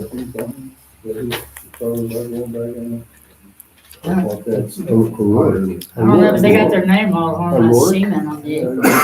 Who's right next to the school? I've never been able to record that particular knowledge. So whoever owns that property, they have mining rights, and it's. There's a war. They bought all those lakes back there, or not lakes, but I didn't think it was a war, like, it's, but I know Joe. That's what big trucks are. I'd be guessing. It's quite a project if you take a look, and this is not happening overnight. We're going to be serving on this advisory committee. There's going to be other meetings where there's going to be updates. Years ago, you could drive back there, go up underneath the bridges and stuff like that, and get back to the But they are interested, as Kevin said, in people that are in this community that want to share their input and that. So it's one of the things we're going to have to be, looking at and working on. Hopefully, some of those things are going to be designed to bring foot traffic in, bikers into the town. Hopefully that'll be good to generate some business for our restaurants and for your bar and other things. So, but yeah, it's a good program, and I think from the standpoint of the village, I think anything that's going to bring people here, especially during the summer months. The school didn't talk about this tonight, but the Miami Township trustees are building a big amphitheater. It's going to be a shared use thing with the school. That's going to bring in summer concerts into that area. You're going to be getting more people in here. We need to be ready for it and make Cleves as attractive a place as it can be, not only to invest in, but to live here. So I think the work he has done in the parks is very commendable, and stay tuned. I think we'll have a lot of good things coming up. You were No, gonna comment though. I'm okay. Okay. Thank you. I hate it when I interrupt people. I know, I interrupted you. You're on and, women's you know, side. Any other things, Kevin, you want to talk, any questions from council? All right, then, you're not making any recommendations tonight, so let's go on to Mrs. Bolton and the Finance and Economic Development Committee. I think I did send all of you guys a copy of the finance committee meeting. We've tabled several things for our next meeting. One thing we did kind of agree on was the expense of fixing the truck bed and salt spreader, which will be a project for this spring and summer. And do they have something on that tonight or not? They do. Okay. I wrote on there, it may not happen, but, because you need to make the recommendation. Well, I mean, we didn't make an official recommendation of the committee, but I think it was agreed upon that all of us felt that was a necessity that needed to be done. The possible quote at the meeting was 24,000, but I see that the resolution says 22, so that's even better. I did ask our fiscal officer, where that money would come from, because we don't have permanent appropriations yet. We only have temporary, but I think it will be coming from TIF. And the money is there in our temporary appropriations. So we're good either way. We can make that approval by resolution tonight if council is so inclined to do so. We did talk about the website and the janitorial services, and we're going to delay that for the next meeting for something official. But we did all agree that the website is priority. I don't think we need anything to okay that. Not on that. Yeah. I'll give an update on the website here in a little bit. But I do think that the people in the audience need to sort of know what that resolution says. So I'm just gonna read it right now. And then what we'll do is, if somebody's gonna make a motion to adopt this, we will. But before we go, TIF money, people sometimes don't understand what that means. What that basically means is not coming out of your general fund. This is not going to impact us in a negative way at all. It is money that we have acquired because of the area down by Roy Rogers and Skyline. As that builds up, we're going to be getting money in, but it's got to be tied in some capacity to that development. The safety in that area, plowing streets, and that is part of Cleves' responsibility. A new Ford truck, this truck has, I believe, 24,000 miles on it. The bed is shot. I mean, it's not gonna last. We're gonna be lucky to get through this one. So a new truck like that, if you're gonna replace everything, is gonna be over $100,000. So we looked at this, I took pictures of it, and I had John get a bid. So I'm just gonna read what it says here, resolution authorizing the maintenance department to replace the dump truck body and salt spreader for their 2007 Ford truck for $22,378 from Captain Barter Truck Equipment. And it says, whereas there's a need to replace the dump truck body and salt spreader on the village's 2007 truck to make the streets safe for travel during a winter snow ice event in the future, whereas the dump truck and spreaders shall be sold to the village, installed for the Village of Cleves for a price not to exceed $22,378, whereas the Cleves Council authorizes the service director or the village administrator to purchase the dump truck body and salt spreader for the 2007 Ford truck. Therefore, be it resolved by the Village of Cleves, State of Ohio, that Administrator Mike Rahal and or Service Director John Knuff are authorized to purchase a dump truck body and salt spreader to be used by the maintenance department. And section 2 says this resolution shall become effective immediately once this resolution has been passed by the Village Council of Cleves, Ohio. With that said, you gotta order it, it's gonna be not even in until July or somewhere in that range. And that will be a repair item in the month of July. So you can't just wait till July because it takes a while for that to be built. So I'm gonna ask the council, do they have any questions about that or concerns about it? And I'm gonna open that up also to the audience. I think it's something we need to go ahead and move on because of the wait time. And then we'll get it in July. I agree. So, yes, Is that a steel body or an aluminum body? that I don't know. I really don't know. I don't think it's aluminum. That's Aluminum would be much That's an better. awful serious lot of rusting for a 30,000 mile truck Yep. to lose a steel body. And I don't know if you noticed, but the township and the counties all buy an aluminum because Yeah, I'm salt aware. doesn't eat it up. Now, if you bought an expensive aluminum body for that, you can always put that body on another cab and chassis that you bought. Let me see if I can get a hold of John and interrupt his Valentine's Day. Dinner. Well, You give him the night out and then you call him. Well, You don't know what you're interrupting. I'm just kidding. Well, you're right. I'll stop. We can table it. It's not Well, something that's gotta it'd be be done. interesting. We can go ahead and motion to approve it, pending further information. Okay. Any other comments from the public? Well, if you could get an aluminum body for, say, $5,000 more, it would be well worth it. I agree with you. Because that's Who so, owned the truck before that, to where they, I mean, for that year truck and so forth, and that many miles, if they would have took care of it, it Yes, shouldn't have rusted out exactly. like that. What is the motor like? If they didn't motor's- take care of, the if they motor's didn't take very care of cheap. that, they didn't take care of that, is what I'm saying. they just don't rinse their beds out when they get the salt out of it. And we know what North Bend happens. had the same problem. They had the exact same problem. And I think the aluminum bed is a good answer. Well, that's- I just don't know. Salt will whether not that's hurt or that aluminum. If you wanna change that amount, and if you wanted to go up another, let's say $10,000, we can change the motion. Well, it's in the form of a resolution. I had a question about the Uber specific amount put into there. What if it was 1 cent more than that?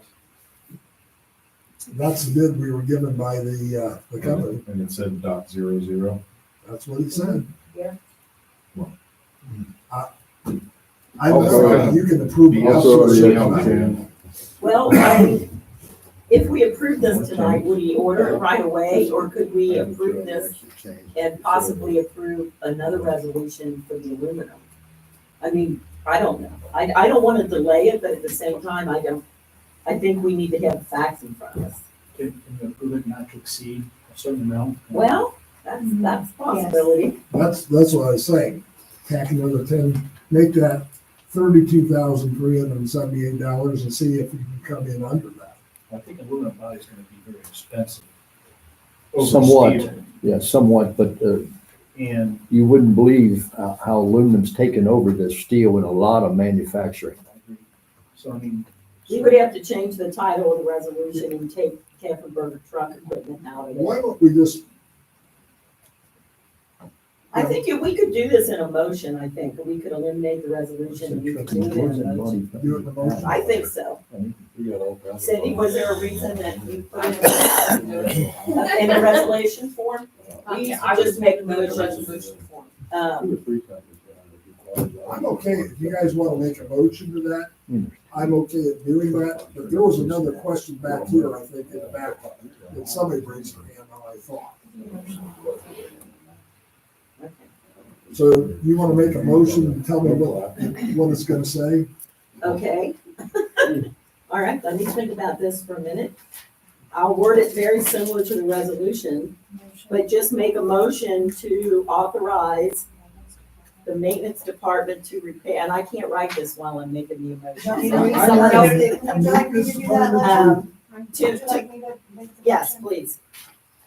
I'd like to make a motion authorizing our maintenance department to replace the dump truck body and salt spreader for our 2007 Ford truck up to but not to exceed $32,378. You wanna call it an aluminum, to get an aluminum bed? No, let's No. just Just do that. leave it open Okay, in case we find out that that's not a very good option for us or whatever. so, It leaves us the chance to explore the other option. so is it, so you wanna make that motion? I'm making the motion to authorize our maintenance department to replace the dump truck body and salt spreader for the 2007 Ford truck with a cost of up to but not to exceed $32,378. Providing it can be aluminum. I'm sorry? No, that, I'm not. He's already got a price for a steel body of 20,000, doesn't he? We're gonna approve up to, Oh, To he doesn't have replace- to he doesn't have an replace- estimate we don't from have that to truck company? specify what Not type for not for aluminum. aluminum. We did not specify what type of metal is being used in the motion. I'm motioning that we're going to replace it at a cost up to $32,000. Well, he'll give you that steel body for We're not gonna buy it. 30,000. We're not gonna buy it. I think what your motion was, your point was well taken. Yeah, I okay. think all we're doing is if you can get an aluminum body for this price, go ahead and do it, I think is what this is. Yeah, Okay. we don't wanna delay it any longer. Yeah. Second the motion. Mr. Walter, second. Mrs. Bolton, would you call the roll, please? Ms. Boyce, Yes. Mr. Williams. Yes. Ms. Meister, Yes, Mr. Burns, Yes. Mr. Walters, Yes. Ms. Bolton, yay. Motion passes 6-0. I do want to move on, that's why I just voted, but that was a point where we should have had an opportunity for discussion, is that true? I thought, I agreed, no Okay. question about it. But I thought we had a pretty healthy discussion of it was on the first. I one. agree. I do apologize. I'm thinking back to a specific incident, I'll bring it up later. Go ahead. All right, so let's move on to, unless Linda, you got something else you want to say about fire? Yeah, and so we are gonna explore alternate janitorial service down the road. And we'll come back with a more concrete plan for that after our next meeting. We did kind of discuss the possibility of finding a day and a time when all council members are available to hold like a brainstorming session of sorts to identify and prioritize areas of concern that we may have for improvements in the village moving forward. You have 6 council people, you have a mayor, you may have some residents. And I think if we get some kind of a vision for a 5-year long-term plan for improvements, we should identify what their priorities are and find out if we can come to some kind of agreement on a possible 5-year plan in terms of possible improvements. And I don't know that we'll ever be able to achieve that at a regular council meeting.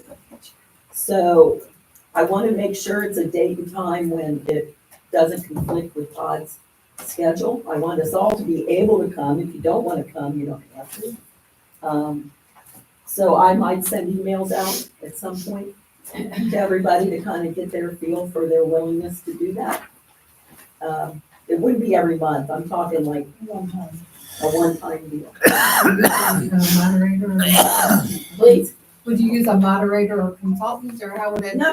This would be just kind of an extension of a finance meeting, but it's just basically for council to determine what their priorities would be. We might be able to achieve that through other ways, but,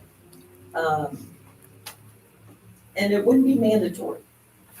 So if you don't feel like you want to participate in that process, you don't have to. But I think the mayor would learn something from finding out what our priorities are. And they may differ from what his priorities are. So, Don't forget the community's priorities too. well, I think anything we do to improve is going to be supported by our community. So, then that's our job to kind of figure out, listen to their concerns and then figure out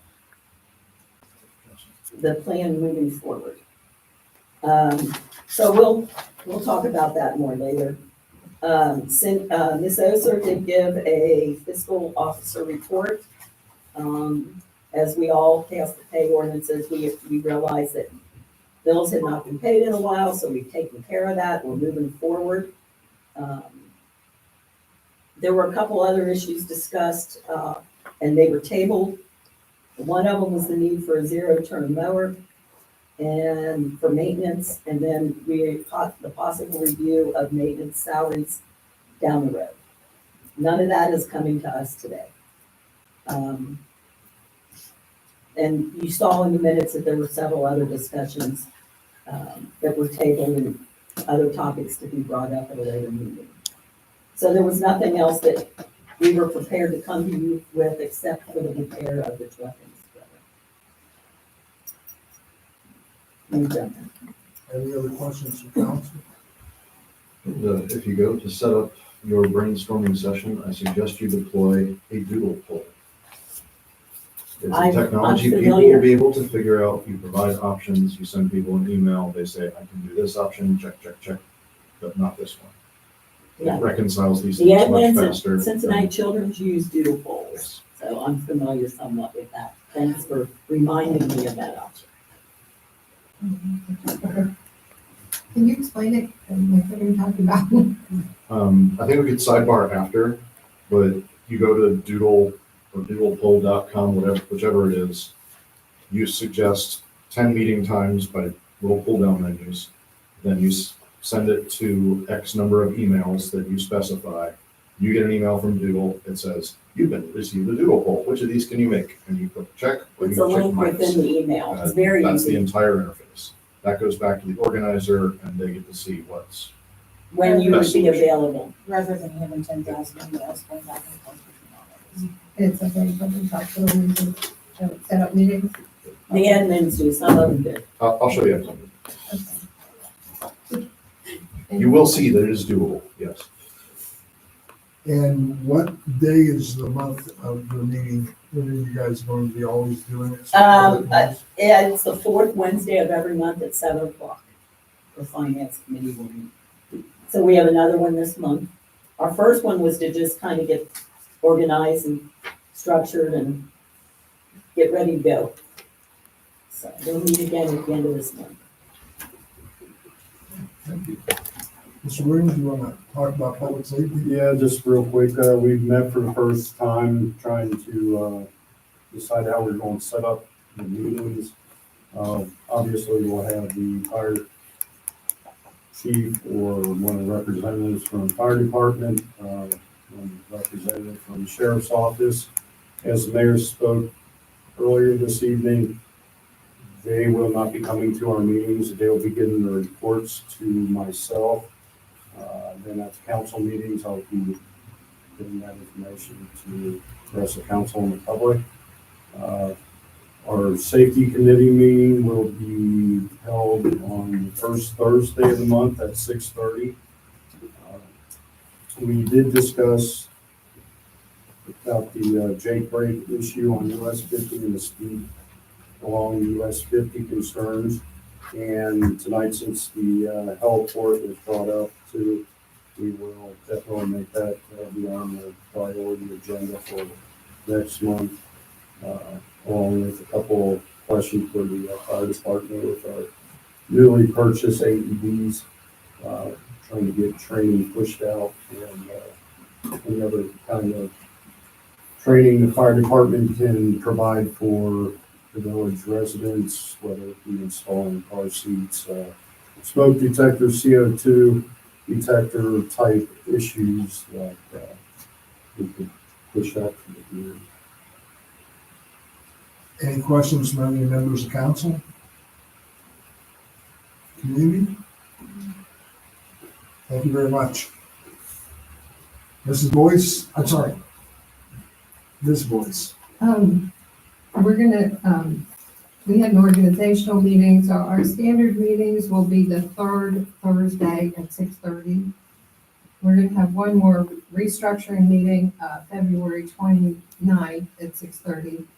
And, Mr. Mayor, could you ask Ed Lindenschmidt if he is available that night for the February 29th at 6:30? Are you talking, am I available? Yeah, are you available? I am. And also is Ed Lindenschmidt, if I you don't could know. ask him. He's usually here on Tuesdays. What day of the week is that going to have? It's Thursday. I'll ask him Okay. tomorrow. Okay, well, that would be good. And also, we talked about a flow chart of, say, this example, like where Rogers is coming in, and they're owned by One Holland Group. So usually ordinances have 3 readings. The first reading is an introduction, the second reading is a public hearing, the third reading is for council to, speak and then have, so at the first reading, it's read, say like Roy Rogers plans, and it's gonna have a legal description, and it'll have like the plans, including the traffic flow, the proposed landscaping. It gets referred to the Planning and Zoning Commission. And they review all these details, and representative from the company is there. And then that gets referred, with a recommendation back to the council for the third reading. So we talked about that, so we're just still restructuring. There hasn't been planning or zoning for a long time, so, we have a lot of homework to do. I asked them to drive around and just look at signage in the community, to see, and also to, we're gonna have to restructure the planning and zoning committee. I think at one time it was 5 members, 3 members of council and 2 citizens appointed by the mayor. So we're gonna have to probably restructure the planning and zoning and Did get. you guys talk at all about the people that are gonna be serving as far as remuneration is concerned?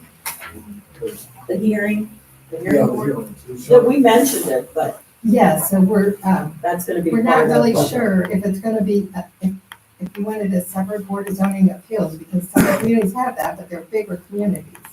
They I think have a it has to separate be a planning and separate zoning, and then they have a separate board of zoning appeals. At one time, I think, did you have that here at one time? Yeah, we did. It's in the, Okay. it's in our books, that's all I can tell you. I think it's totally separate. Those are 2 separate issues, so we're gonna try to have to sort that out to see if you want those all combined into one board, or if you want a separate board of zoning appeals, like that would be for like sunroofs or zoning variances on fences.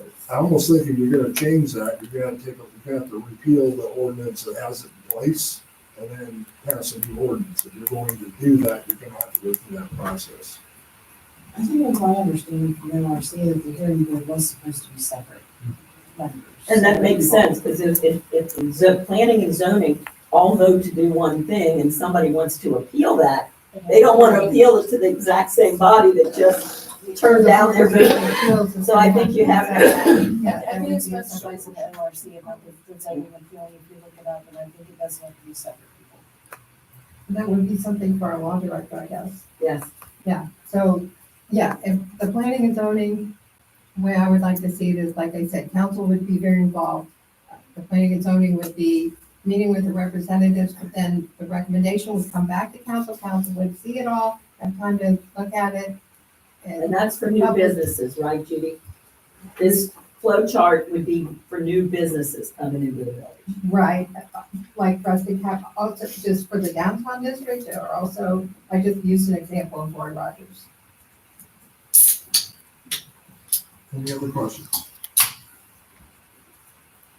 Okay, we're gonna move on to a couple of ordinances that, the first one that we're gonna deal with, I wanna give some background. We used to be part of WeThrive.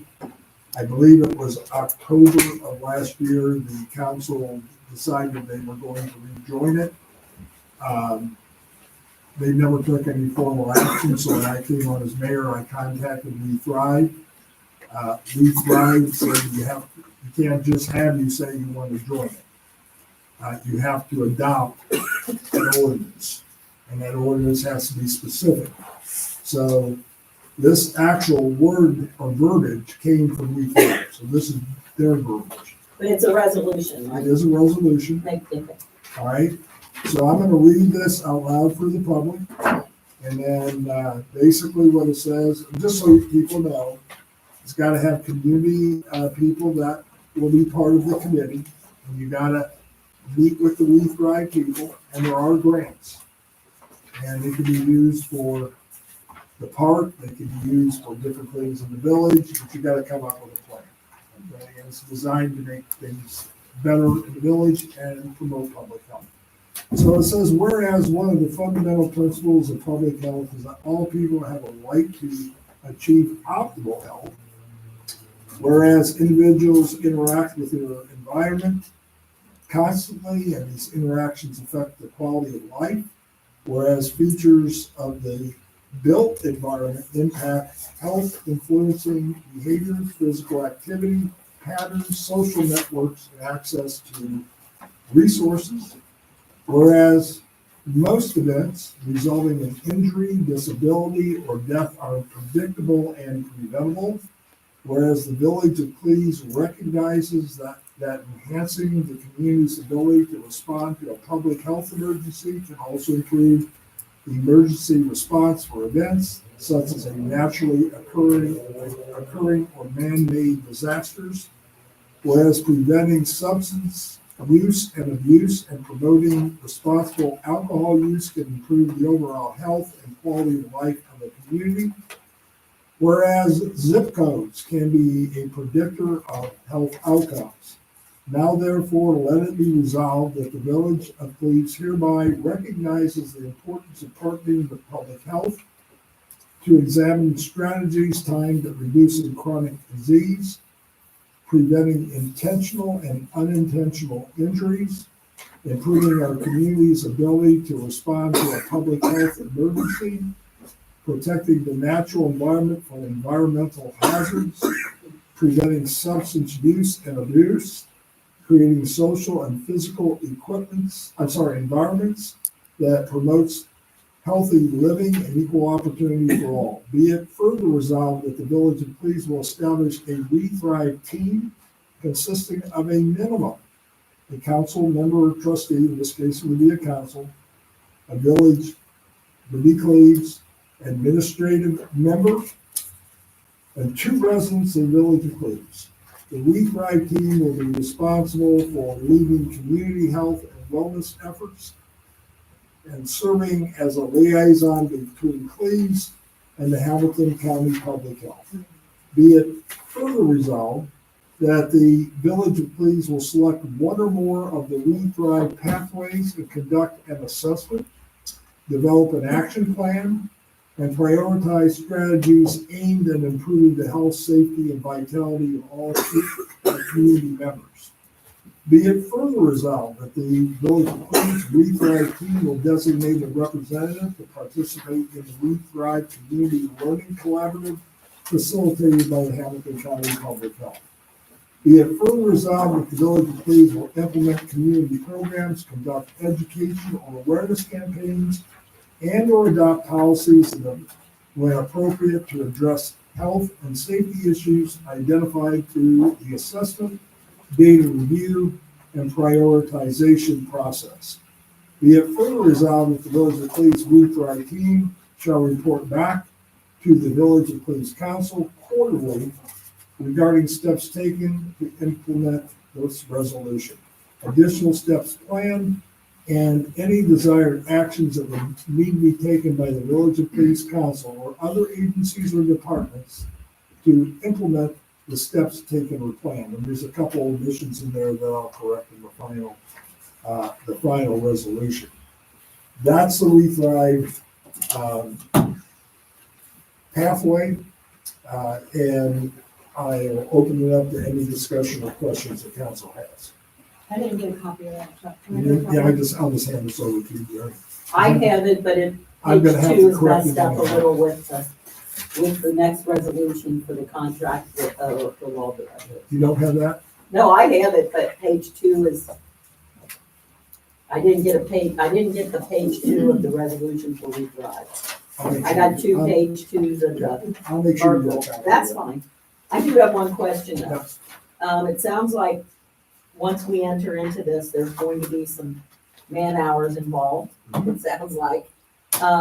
Are we going to have any kind of a financial commitment to this? I know that there's grants you can apply for, that's how the skate park was first initially put in. Do we have financial Not responsibility? that they made me aware of it. We don't even have a rep yet because they replaced our rep. And I talked to them the other day, if, you know, send on the copy of the resolution and say, this is what we're gonna be presenting, is there anything else I need to be aware of, or tell council, and there was nothing that they gave me. I will double check with that.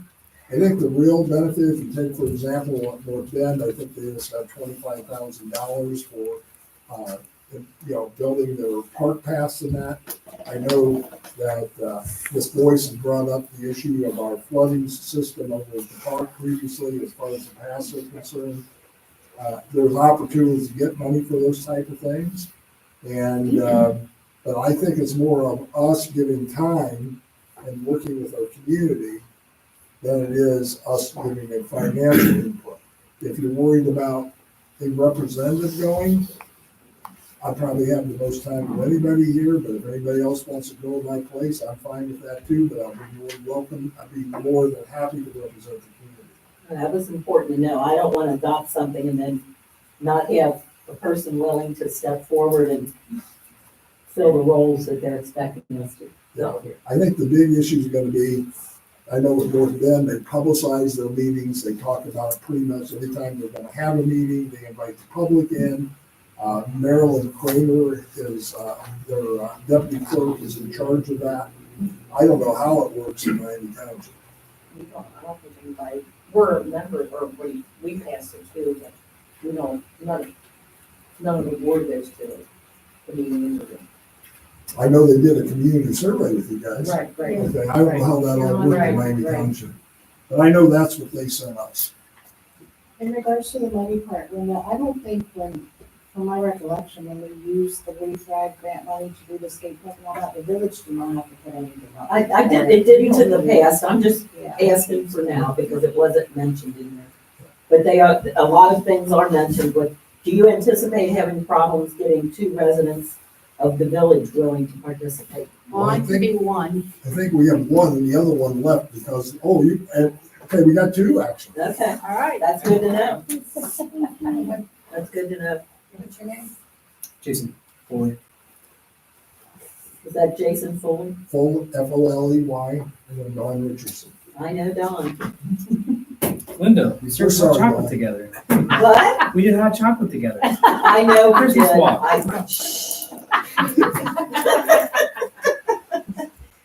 Any other questions from the community or from council? On anything or on WeThrive? I'm sorry? On WeThrive. On WeThrive?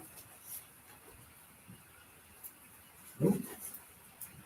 Do I have a motion to pass resolution, back to my number here. Is this number 4? Yes. Yeah, I gave it away, yeah. Resolution 4 to join WeThrive. I'll make the motion. I'll second. Motion made by Mrs. Bolton, seconded by Ms. Meister. Is there any further discussion? Any questions in the community? Mrs. Bolton, call the roll, please. Mrs. Bolden, yay. Mr. Walters? Yes. Mr. Burns? Yes. Ms. Meister? Yes. Mr. Williams? Yes. Ms. Boyce? Yes. Very good. Motion passes. I'm sorry? Okay, the next resolution is a cleanup resolution for the audience. The council interviewed. I recommended Ron Merkel to be our attorney. I asked him to construct a contract, and we would put it into a resolution. Does anybody in council not have that complete information? I need to know that first. Because honestly, I could have left it out. It was No, late night. I just have 2 second pages of that one and not a second page of the other. But no, I have it. Okay. It's the last one under the resolution. All right, let me see if I can get this. So I can read it. Now, is it your hope, Chuck, in the future that these resolutions will be, whether they're lined up on the counter right outside the door, that residents will be able to look and read these so Yeah, that we're yeah. not reading these out? Yes, that was my intent Okay. tonight. Okay, I was gonna Yeah, suggest that. that was my intent tonight. They used to do it at the library too. Well, They used to have all, I don't yeah, know. we used to. Yeah. But if he lines them up on that counter, people can pick one up as they're coming in or read them. They'll probably be on their chairs. This is not a letter, it's a resolution. You don't have to for a resolution. Ordinances have to be adopted either by three readings or by an emergency to suspend the rules. Or resolutions do not. Remember there's two of us. Yes. No. Oh, suspend reading it. I see what you're saying. I'm sorry, I misunderstood. All right, so. I don't know. So I can read it for the public. Resolution number 5, 2024. Resolution to enter into a contract with Rob Merkel to serve the Village of Cleves as village law director / solicitor. Whereas the Village of Cleves Council voted on January 25th, 2024 to hire Rob Merkel as the law director and solicitor, and whereas Rob Merkel wishes to serve as law director and solicitor of the Village of Cleves, the provisions outlined below will serve in that capacity in accordance with the following provisions stated in the following contractual agreement. This agreement is entered into by Robert Merkel Jr. of Merkel Law Office LLC, the hereafter Merkel, and the Village of Cleves, thereafter Village, which agree to the following commencing on January 25th, 2024. Pursuant to Cleves, Ohio Code of Ordinances 31.100, the legislative authority appointed Robert Merkel Jr. as the village solicitor on January 25th, 2024. Merkel will provide legal service to the village by attending the legal matters which arise in the normal course of business, prepare documents, contracts, ordinances, interpret legal issues or questions, assist in ensuring legal compliance by the village, including additional duties at the request of the legislative authority.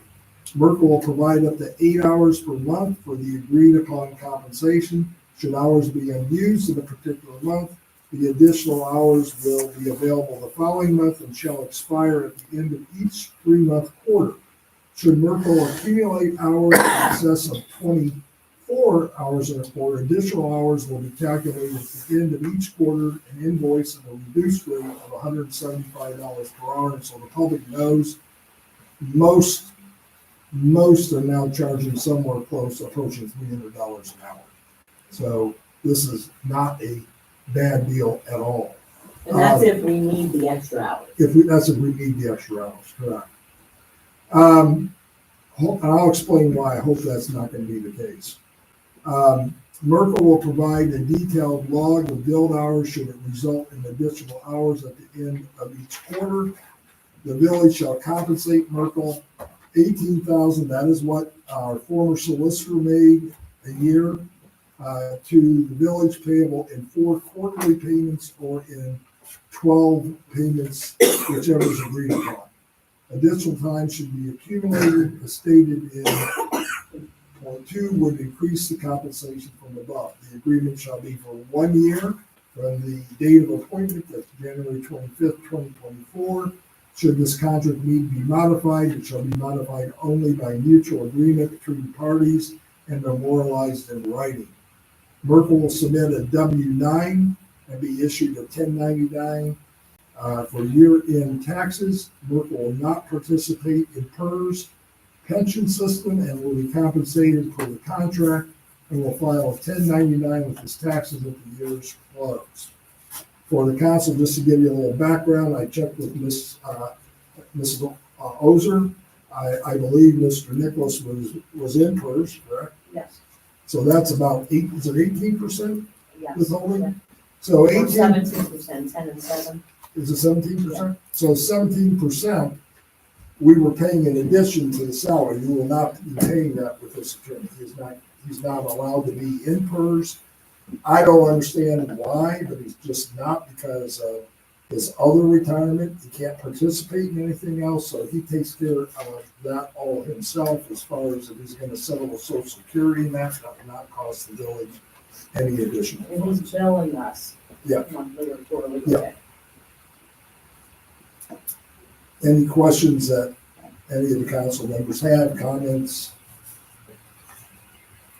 Since he won't always be present at the meetings, he will be available should we need to contact him, Absolutely. correct? Okay. Yeah, what'll happen is we'll either get him into a video link or we will put him on speaker if we're in executive session, or he's probably gonna be. Okay. All right, no, that's fine. Yeah, unless I feel we need him, I'm not asking, because we're not gonna pay for him driving down here. No, that's fine, I understand. I'm just clarifying. Now, I just want the public to understand we're trying to make sure we pinch every penny we can pinch. And, so that's sort of why I wanted him to structure things this way when I was interviewing people to replace, Mr. Nicholas before we went to the council. That was my primary focus. How do we get good legal quality service at the lowest possible cost to the taxpayer? Any other comments? Any comments from the audience? Do I have a motion to adopt this contract? Make a motion to adopt the resolution number 5/2024, resolution to enter into a contract with Robert Merkel, Village Water Electricity. Do I have a second? I'll second. Mr. Williams, second. Mr. Walters made the motion. Nope. Is there any further discussion? Bobby. No further discussion, Mr. Bolton, please call the roll. Okay, Ms. Boyd, Yes. Mr. Williams. Yes. Ms. Meister, Yes. Mr. Burns, Yes. Mr. Walters, Thank you. Yes. Ms. Bolton, yay. Okay. I'm gonna move on. As I said, Mr. Ray Hall is not here tonight, but there are some things I need to make the public aware of. Probably some of the things I'm gonna tell them they aren't gonna like, but it's reality. MSD Sewer has raised our sewer rates 3%. That is already causing some of our residents some issues. I dealt with a couple of them the other day. There's really nothing the Village of Cleves can do about this. So I want to be real clear. I talked with Rusty Alexander. He's going to be working with me to put together an article that deals specifically with how the sewage rates work and how you get charged, and then separate it out with water and how you get charged. People get those confused all the time. So anytime that sewer rate goes up, people are going to say, what's the reason why? It's because of the lawsuit, okay, that was executed against the sewer district. They have been having to do sewer projects throughout Hamilton County. It's all paid for by taxpayers in Hamilton County. We don't have a choice. So that became effective on January 1st. Also, he wanted you to be aware that the Rumpke rates went up 57 cents a month, and recycling rates went up 20 cents per month, all effective on January 1st. And I know last year the council adopted that contract with Rumpke and the recycling and garbage. And there's really not anything we can do about that either. Basically, the only gave and take. So we're going through the same thing at Miami Township. North Bend had the same thing. Everybody's rates are going up. And that's got to do with inflation. And so our new rates are our new rates. I wanted to talk a little bit, because I talked with Mr. Ray Hall about, we have a grant to install an electronic sign. I asked him where we are with that. They're still trying to find an acceptable location. I think what they're gonna probably be looking at is if we've got enough room in the right of way, probably somewhere around Marilees in that area, is probably where if we can get it installed, that'll be paid for, not by village funds, but it will be paid for by the grant from Hamilton County. And he's checking with ODOT on that. because Yes, and I talked to him about that. He doesn't have an answer back on that yet, but he does feel that if we have it in our right of way, we're gonna probably be okay. We'll see. ODOT is ODOT, and they're gonna have to approve it. Electric sign of The variety, like the senior Like the center one right has? over here or at like- 90 Township, correct.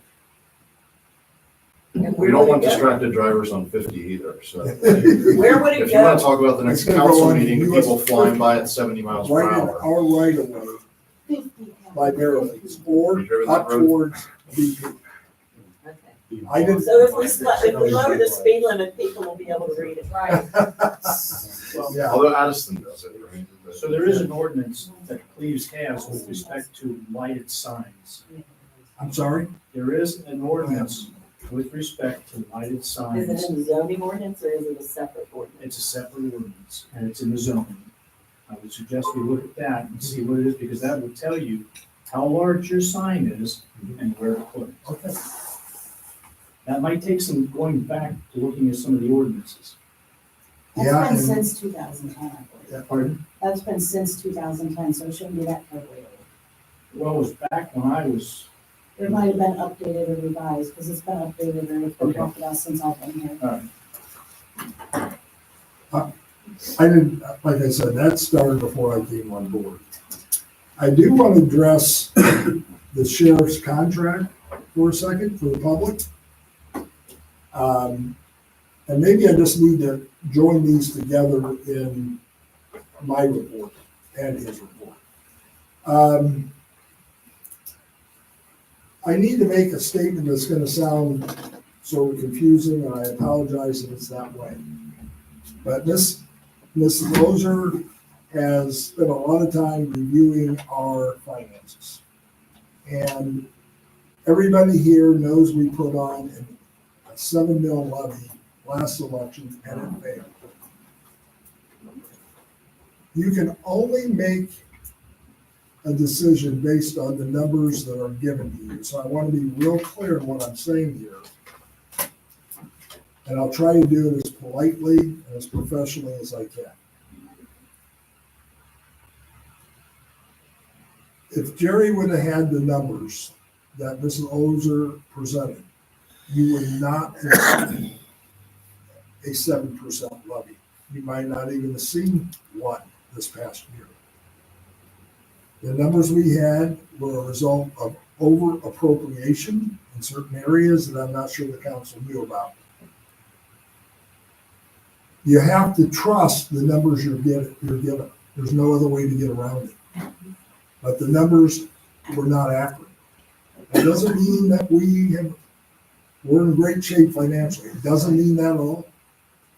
And what it does mean is we're not going to be putting a levy on this year. We're going to be evaluating every expenditure, what the numbers are coming in, which I know are accurate because I spent time with Cindy talking about it. And I think our finance committee has spent time talking about it. And we're going to have to look at a levy, but we don't know what that amount is.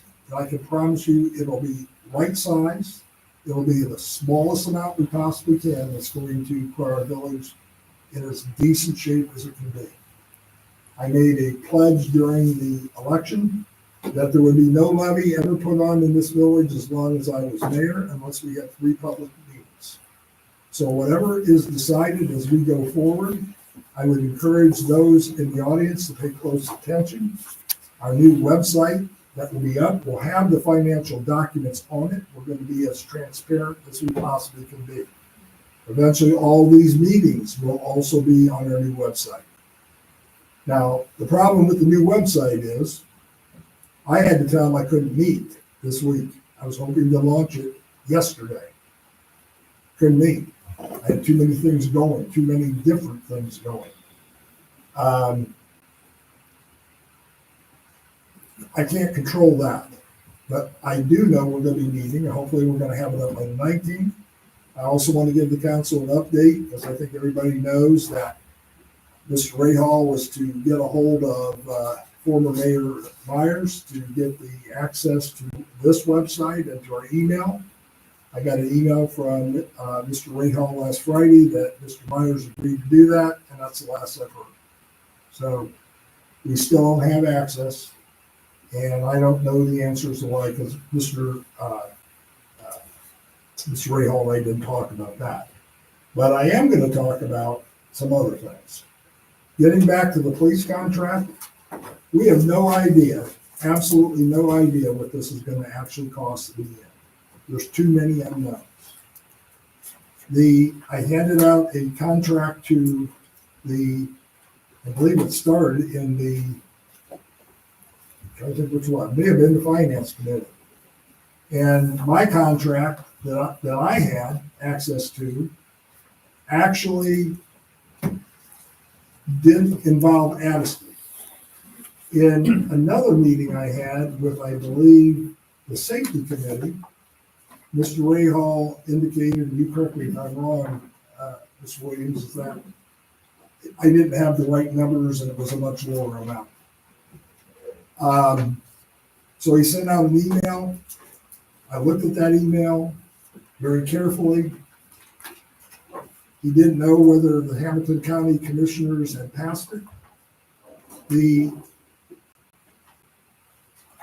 actual contract was signed on December 14th. I had actually asked prior to December 14th that I be involved in any contracts because I was the mayor-elect. That was not honored. And I didn't find out that a new contract, and we are the only entity, so Miami Township is not signed on, Addison is not signed on, and I don't think they're going to. The western counties haven't signed on, and North Bend has not yet signed on. But we signed the contract, and we're the only one with a contract. The amount that he said he was going to get that for was somewhere around $234,000. The actual contract, I went and got the downloading contract that was signed not only by Mr. Rahal, but was also signed by our former solicitor. Is somewhere around $266,000. Gary, you correct me wrong. You read it, I think, pretty thoroughly earlier today. And so it wasn't for $232,000. It was for $266,000. Going back to his job description, when I'm referring to Mr. Rahal, he only has authority to sign off on a contract for $5,000. Other than that, he's supposed to come back to council for approval. That was not done. Well, it makes a lot of sense, because how can you sign a contract if you don't know that council has appropriated the money for it? I can't answer that question. He and I have talked about this. This is not, there's nothing I'm saying here that he hasn't heard. I think the way things have been done in the past, council, I believe, was probably kept out of some of these discussions. Why? I can't answer that question. I don't know the answer to it. But I did consult with our law director. And here's the kicker. I said, is this even a legal contract? And the answer is absolutely yes. The council is bound by it. And why are they bound by it? Because all the Hamilton County Sheriff's Department had to do was believe that the authority was there and had been granted. It wasn't granted. It never came to council for approval. So I think council needs to take back its control. And I have the job description here. I was finding the resolution I couldn't find. But I have the job description here. And I would encourage, I think I've sent this on to council, I would encourage you to look very closely at what that actually says. Now, that was adopted back in probably 2014, 2015, somewhere in that rate.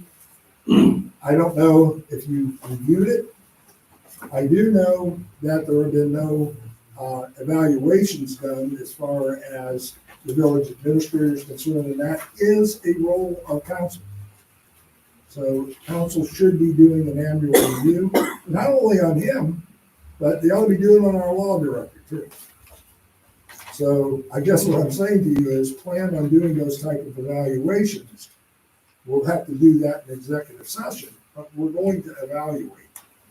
And we need to do things the right way. So I know, Gary, you wanted to have a thorough discussion about it. And I think you sent an email to Mr. Rahal about that today. I'd like you to share that here and with the public. Well, I have two contracts here in front of me. One that Mr. Rahal sent to us. I think all of council got that. And then I have the copy of the contract that the mayor gave us. The contract that the mayor gave us recites that the Western District, okay? And so I gather from what they mean by the Western District is that Addiston, North Bend, Niagara Township, Cleves become one entity for the patrol cars. This original one that was sent to me by Mr. Radel for the $266,047 now refers to it, and if you all look at 2.1, it refers to the village. Now, I asked specifically, and I think what I'm confused about, and unfortunately, Mr. Rahal is not here, and I call him, I'm sorry, Rahal, not Rahal, so Mr. Rahal. In 2.1 specifically, in both articles, or contracts here, the village is responsible for the costs associated with 3 patrol beats, 24 hours per day, 365 days per year, as provided for this, or for under this agreement. Same holds true for one that the mayor provided, but refers to the Western District. My question that I want further clarification on, what is our coverage? Do we have 12 hours of coverage? Is it 6 a.m. to 6 p.m.? The other question I have is that we are paying personnel expenses for the same thing, 365 days of the year, 24 hours, whereas those expenses, I think, would be prorated if we have a Western District. So, in other words, if we're all a member of a larger entity, those expenses would be prorated throughout the entity versus the village. So here again, I just don't understand, and again, the one cost that we have here is the 266, the one she provided is the 237. That's the one that he sent out by email in the public safety. That's his too. That's not really mine. That's, Well, when I say you provided it to us, so my point being is which one do we have? it isn't that last one. It's not 230. Well, okay, It's gonna be the other one. So we need to, from here moving forward, we need to worry about the one that was signed, not the one he sent. Yes. So to avoid confusion, move forward with the one that we are legally binded to, the one that I have that was sent via email is signed by Hamilton County. yeah, I haven't seen anything signed by Mike or the attorney. I have I can send you the one that he and Doug signed on the 14th. Yeah, I mean, we didn't get, yeah. No, I just addressed that with Mr. Rahal in the meeting yesterday, and he told me he was going to fix that. That wasn't the contract that he signed. And then an email came out yesterday afternoon, and honestly, it was sort of confusing. I'm not sure exactly what it said. I think it's probably more important that Todd get a copy of that as chairman of the safety. I just think we need to quit referring to the one that he passed out that isn't legitimate at this point. It confuses people. I don't know if it's legitimate or not. It isn't signed, and it wasn't the right amount. Yeah, it's a long amount. I can send everybody the copy of what was adopted by the Hamilton County Commissioners, and that is 260 some odd. But that's not signed. Oh, it is signed. By Mike and By Doug? Mike and Doug. Okay, that's what, at least Todd has to get a hold of that Yeah. as chairman of the safety committee. They both That signed it. contract that was signed with the sheriff's department. And it was passed. signed it and the county No. commissioner signed it? The county commissioners took the signed contract that the sheriff's department signed with Mike and Doug Nicholas on the 14th of December. And then they voted to approve that. So it has been formally adopted by the Hamilton County Commissioners. And I can send you copies of that, but I know it's confusing because actually the West District isn't even that district. The West District that the Sheriff's Department wants truthfully includes the 3 townships to the west. And that has not been happening. So they're calling this area the West District now, and that's Addison, North Bend, Cleves, and Miami Township.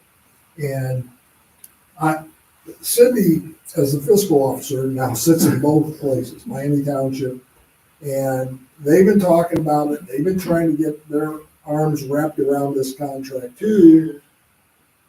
And they're paying their money, but they have no contract. They haven't signed anything. They're still paying, right? Am I right on that? North Bend is putting theirs into an escrow account. They're not sending it on to the sheriff. Okay, but they're putting it into an escrow because they said until we get a contract, we're not paying. Okay, I don't know that I want to do that because, and I just want you to think about this. To exist as a village, we have to have police coverage. You got to have it. If the sheriff's department one day just simply said to North Bend, look, we ain't got any money since 2020. We're not doing this anymore. They got to come up with their own police force. We will be in the same boat if we don't figure this out. Okay, we're going to be in the same boat. So to plan a truthful budget, and you don't know, and I'm just going to say this because I think I'm accurate when I'm saying, so you correct me if I'm wrong. It's not a done deal that you guys are going to be able to even afford what they're asking. Right. Because You're talking about village or? I'm talking about Both. township. Yeah. Because you have a police levy. Right. It brings in what? 520,000 a year. 520,000 a year, and We pay a little bit over that now for this year. that's eating into your general fund. All right, so it's eating into their general fund. They're gonna be up for a levy in Miami Township in 2026 I believe. Yeah, that's general fund. We have police. I mean, that's what I'm talking Yeah, about. police- But you're taking money from Police this year. yeah, but you got that this year? Mhm. Yeah. I'm thinking about the fact you've been paying the extra out of your general fund, and that's been depleting your general fund. No, we have, no, just this year. This is the first year you Yeah, paid, yeah. but That will you're, be paying out of general fund. but that is depleting, it's moving it down, Yeah, and your general right, fund, you got need a it, general right. fund levy in 2026. Yes, that is correct. And then you got a police levy this year, Yep, and a fire levy. and so just think about your own taxes for a second, okay?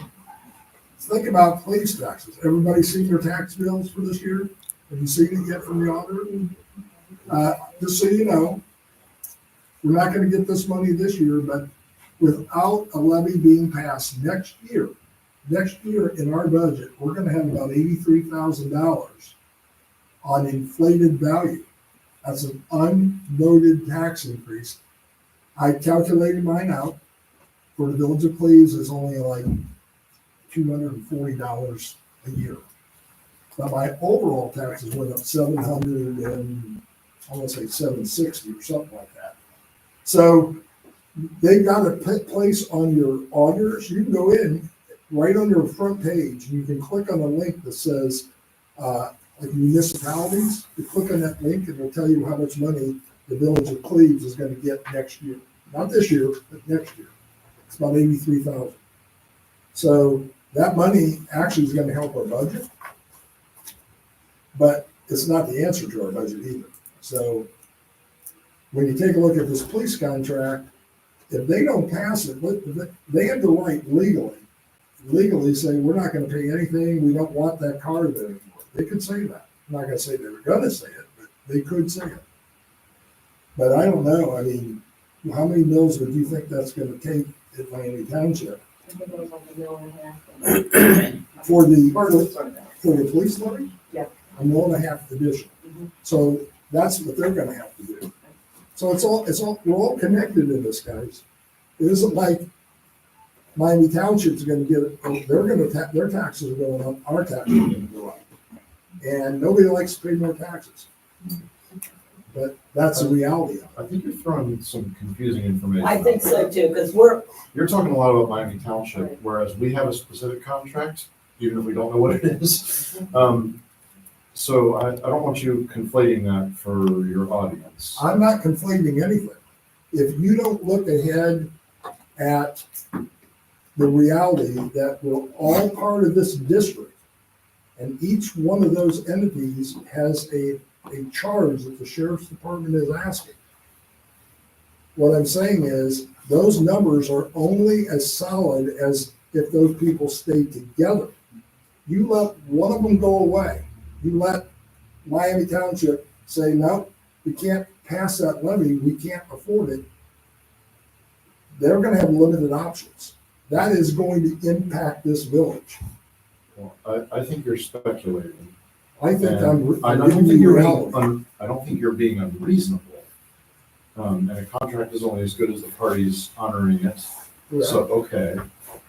But I think we can take your comments as a cautionary tale and And we that's should what it's understand this designed to problem be. more. And that's what it's designed to be, because But I don't have a specific action or a point to discuss from your comments. I'm just telling you, you better be keeping it in mind. Because we don't know what the future is gonna be, and even if you go for a levy, Which we aren't even talking about. we're not Right, talking right. about levy. I'm just telling you, even if you talk about a levy, if you don't have contract numbers that are solid, whatever you plan for isn't necessarily gonna be. Well, all of that is gonna be hashed out in future finance committee and safety committee meetings, I'm sure, as we move forward. And, but for right now, I think the public, it's important that they know that reevaluations will bring us some support that we don't need to come and ask you for. And we will be completely, cognizant of that, and we will not come back.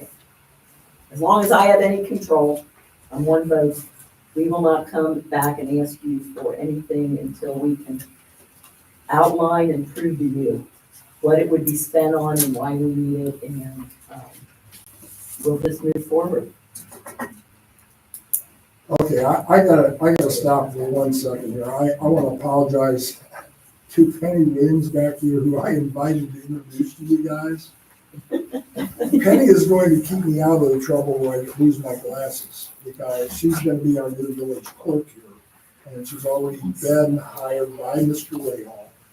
And Penny, if you wouldn't mind, I'd like to just sort of stand up. Why don't you come up here so that Dale can get you on the picture, the community will know who you are. Right here. And she is, she's retiring. I'd like you to tell a little bit about your background and. This 3-hour meeting hasn't scared you away. has Not it? at all, not at all. Okay, because you will be sitting here doing what I'm doing. Yeah. Oh my gosh. Well, I've worked for the township since 2011. I work at the community center and, well, the administration office and the senior building. I do their cleaning for them. So I've been there. I've also worked for the community center as an attendant. I did that for about 10 years. Currently, I work for Fifth Third Bank, and I'm getting ready to retire March 1st.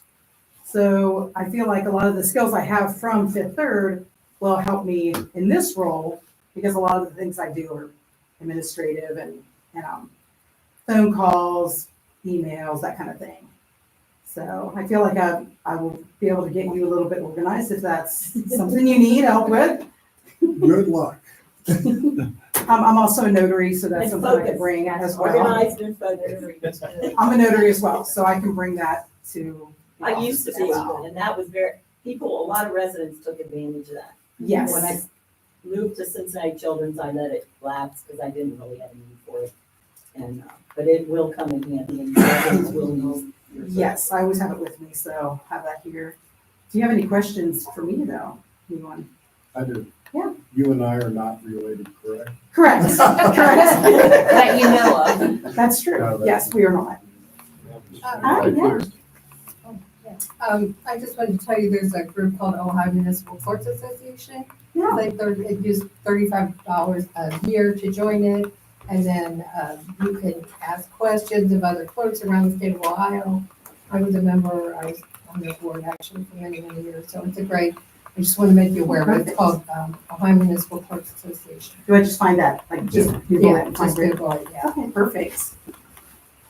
The only thing that I want the public to know is we are going to be operating out of this building. I'll be here most mornings, okay, till about noon. Then we'll come in here and work from noon till about 4. The only day this place is not gonna be open is on Tuesdays. And if I'm not in, this is Mrs. Bolton's idea, and I sort of like it, because I'm not gonna always be in physically in the office. There'll be a sign out there, that'll say mayor in, mayor out. You'll be able to drive by, oh, no, he's in here right now. But there's also gonna be, if you wanna stop, there's gonna be a number where you'll be able to contact me. I wanna be very accessible to the community. And, but welcome, thank you for coming tonight, and I apologize for making you sit through all this. No, I wanted to get the feel for how the meeting goes, so I'm happy to be here. Get ready to take notes. Yes.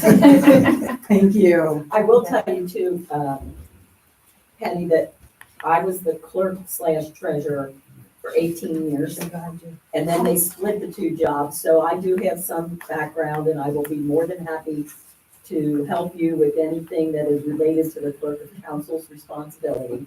Perfect. Because there's 2 distinct responsibilities between the fiscal officer and the village clerk of council, and at one time they were combined. So I will come down, and once you start, I will come down and visit you in the afternoon. And That'll be I'll help March you 11th. however you So March need 11th. to Yeah, help. I'll be here. After Yes. what date? March 11th, I'm starting. Okay. Yes. Because I'm still not Before the retired next yet. meeting. Yeah. Anyhow, I want to update you on I was going to have Mr. Driehaus do this on the proposed filling station it's a water filling station for Miami Township. Many of you will remember we used to have one down by it was down by the maintenance building. And they have a need. They have a number of citizens that live out towards Jordan, and they don't have water. And so they've asked whether or not they could reopen that.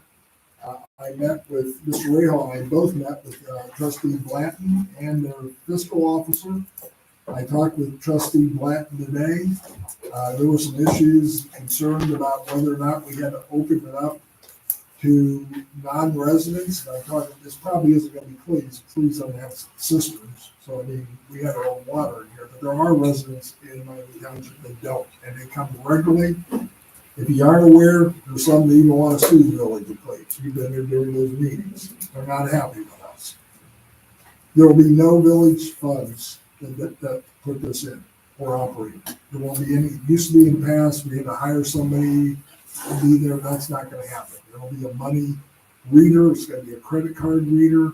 They're going to have a permit to come on our property. It's only going to be open after the maintenance department closes. They're not going to be going into where the recycling is. They're going to be backing into get their water actually in the cement lot, okay, right there in front of the blue building, the maintenance building.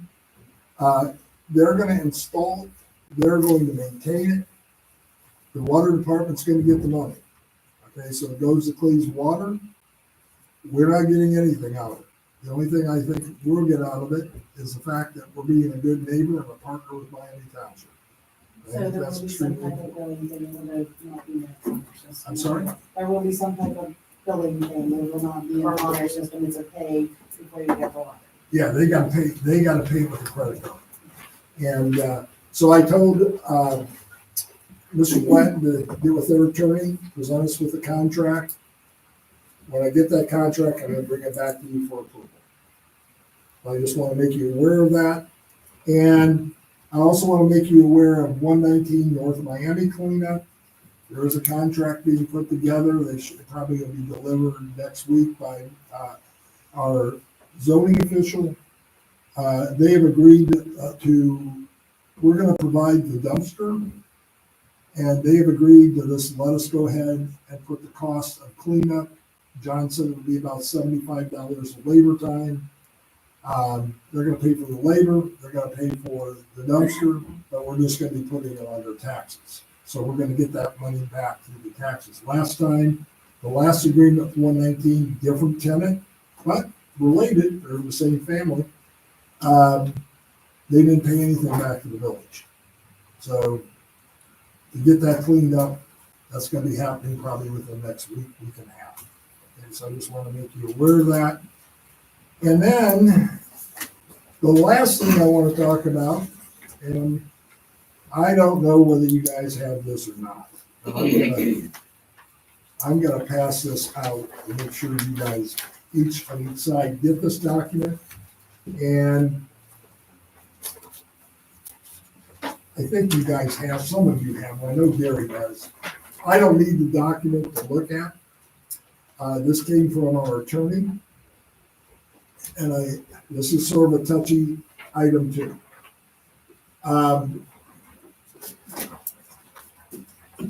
About 3 weeks ago, I learned that there were documents from the old police department stored in the water department basement. And I didn't know all the details at times, but I'm going to give you the details now. 2018, I believe our police chief was Rick Jones. Rick Jones ordered our police department to take out police documents because the basement flooded down at the police station. So they were taken up there and they were supposed to have been secured and put into a secured environment, the doors locked, and that evidently was not happening. And the reason I know it wasn't happening is I went over to that area and I was looking for park documents, partly because of the fact that I wanted to see what type of restrictions were in there. I think Mr. Oppenheimer had asked for public records requests that couldn't find, didn't have any park documents. Well, there were boxes of them down there. While I was down there were police evidence boxes with a sealed tape cup. And in that, there were videos of interviews of children that were interviewed by the police. Those should not be, in my opinion, something anybody who walks down there. Now, there's not a lot of people going to go down there, but the stuff that was down there, nobody should see. There were open boxes of police informants. There were open boxes of personnel files that are police secure files. Nobody but a law enforcement officer can actually look through them. When I found it out, I gave a directive to Mr. Driehaus to change the lock on that door and to secure it. And he and I had a little disagreement over that.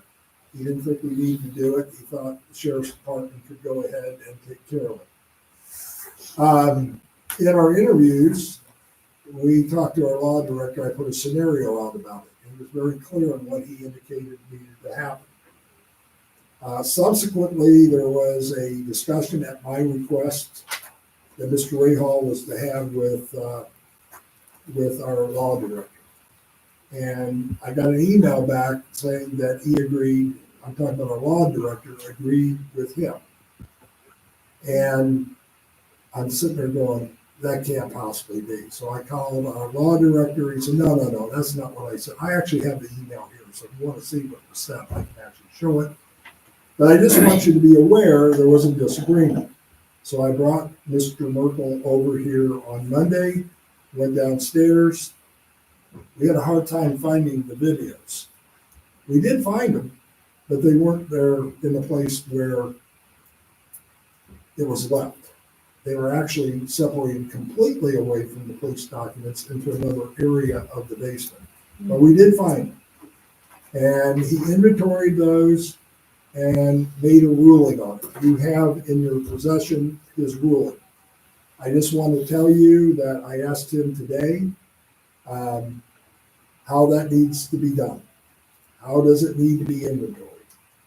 He said, well, this will never go to the sheriff's department. You will never turn them over to the sheriff's. It's got nothing to do with sheriff's department.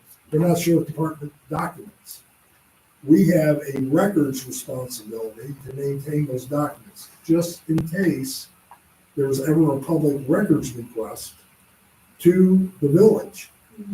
So I said, there's all kind of this stuff. And he said, well, some of it is gonna be classified as, you can shred this. Some of it is gonna be classified, you're gonna have to digitize it. Some of it's gonna be classified that you're gonna have to just maintain it as it is, like, for example, fingerprints. There are fingerprint files down there. So he is suggesting that an independent law agency come in. I asked him what the cost of that was going to be, and he said somewhere between $2,000 and $4,000 as far as them to go through and catalog it. The second person who brought it over, ordered them there, it was another round, was our former police chief, Dan Reed. Okay, now, once again, I think there were security protocols, nothing that I can find in writing, but what I've been told is there were security protocols that were supposed to take place. Those security protocols were not being followed. So the way it's gonna stand now is he's gonna find an independent law agency. It actually has to be a law agency. Who is he? I'm talking about Ron Merkel. Okay. That's what's in your roundabout way. It's not as clear as what I'm trying to explain, because I had to ask him questions so I could explain this to you tonight. But he said, then we're gonna need to purchase a terabyte hard drive, and we're gonna have to digitize it. Penny? Probably under supervision. You probably should have waited until she left. Yeah. She's never coming back. Come on. So- She can change her mind. So there's gonna be a lot of work here. You may be working more hours than what I initially thought, okay? And then he's gonna have to prove that. I'm assuming you're gonna be the one who does it, because the Village of Cleves is gonna have to maintain control over that, because there are documents and nobody else's. If that makes sense to you guys. In the meantime, are they gonna cage this stuff in? What are they gonna do in the meantime? They're supposed to be secured. That was his original thing, okay, the cage it. I didn't hear that from him, and I didn't see it in there, so I don't know the answer to that question. So until this is done, it's still just unsecured. Now, it's gotta be, the lock, I believe, still needs to be changed. There needs to be two people that have the key. One, my suggestion was Cindy Ozer, and the other one was Mike Rayoff. The only two, and when somebody comes in, you get their name, what's the purpose for going down there, and when they come out, and Cindy, you know, when I took those boxes, I came to you immediately and said, I am taking boxes that are, and I showed you that they were park documents, okay? We need to know why they're going down, and it's secure. So there's police documentation mixed in with village records that were also taken There's down a- when they moved to that building. And honestly, yes, and some of those are such historical importance, those are gonna have to somehow be dealt with too, and I don't know the answer to that one yet. When was the last time a records commission was held? They never- Judy, I don't know that. I asked him to bring me that information, and he did bring it. And it's sitting out here as a white notebook. I haven't had time to review it yet. It's got the latest records. Retention. That includes police. Yep. I think, I've seen I it. remember sitting in one in the 18 years I was here. But it is a difficult process that got pushed off, because we're a small village and we just didn't have the resources. But I don't know that we ever had a formal record commission. I knew as the clerk I was part of it. But, I mean, I kept everything, I knew where everything was.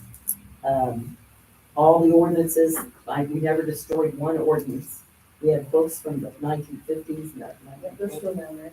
Yeah. They will have revised code, it goes out, it's a then there's a process, as far as like when you were saying lead shred or whatever, like, there's a. But that's process. village records. The police issues something totally separate. That should have been in the property room, secure. Absolutely. That should never- It should never have been in the basement.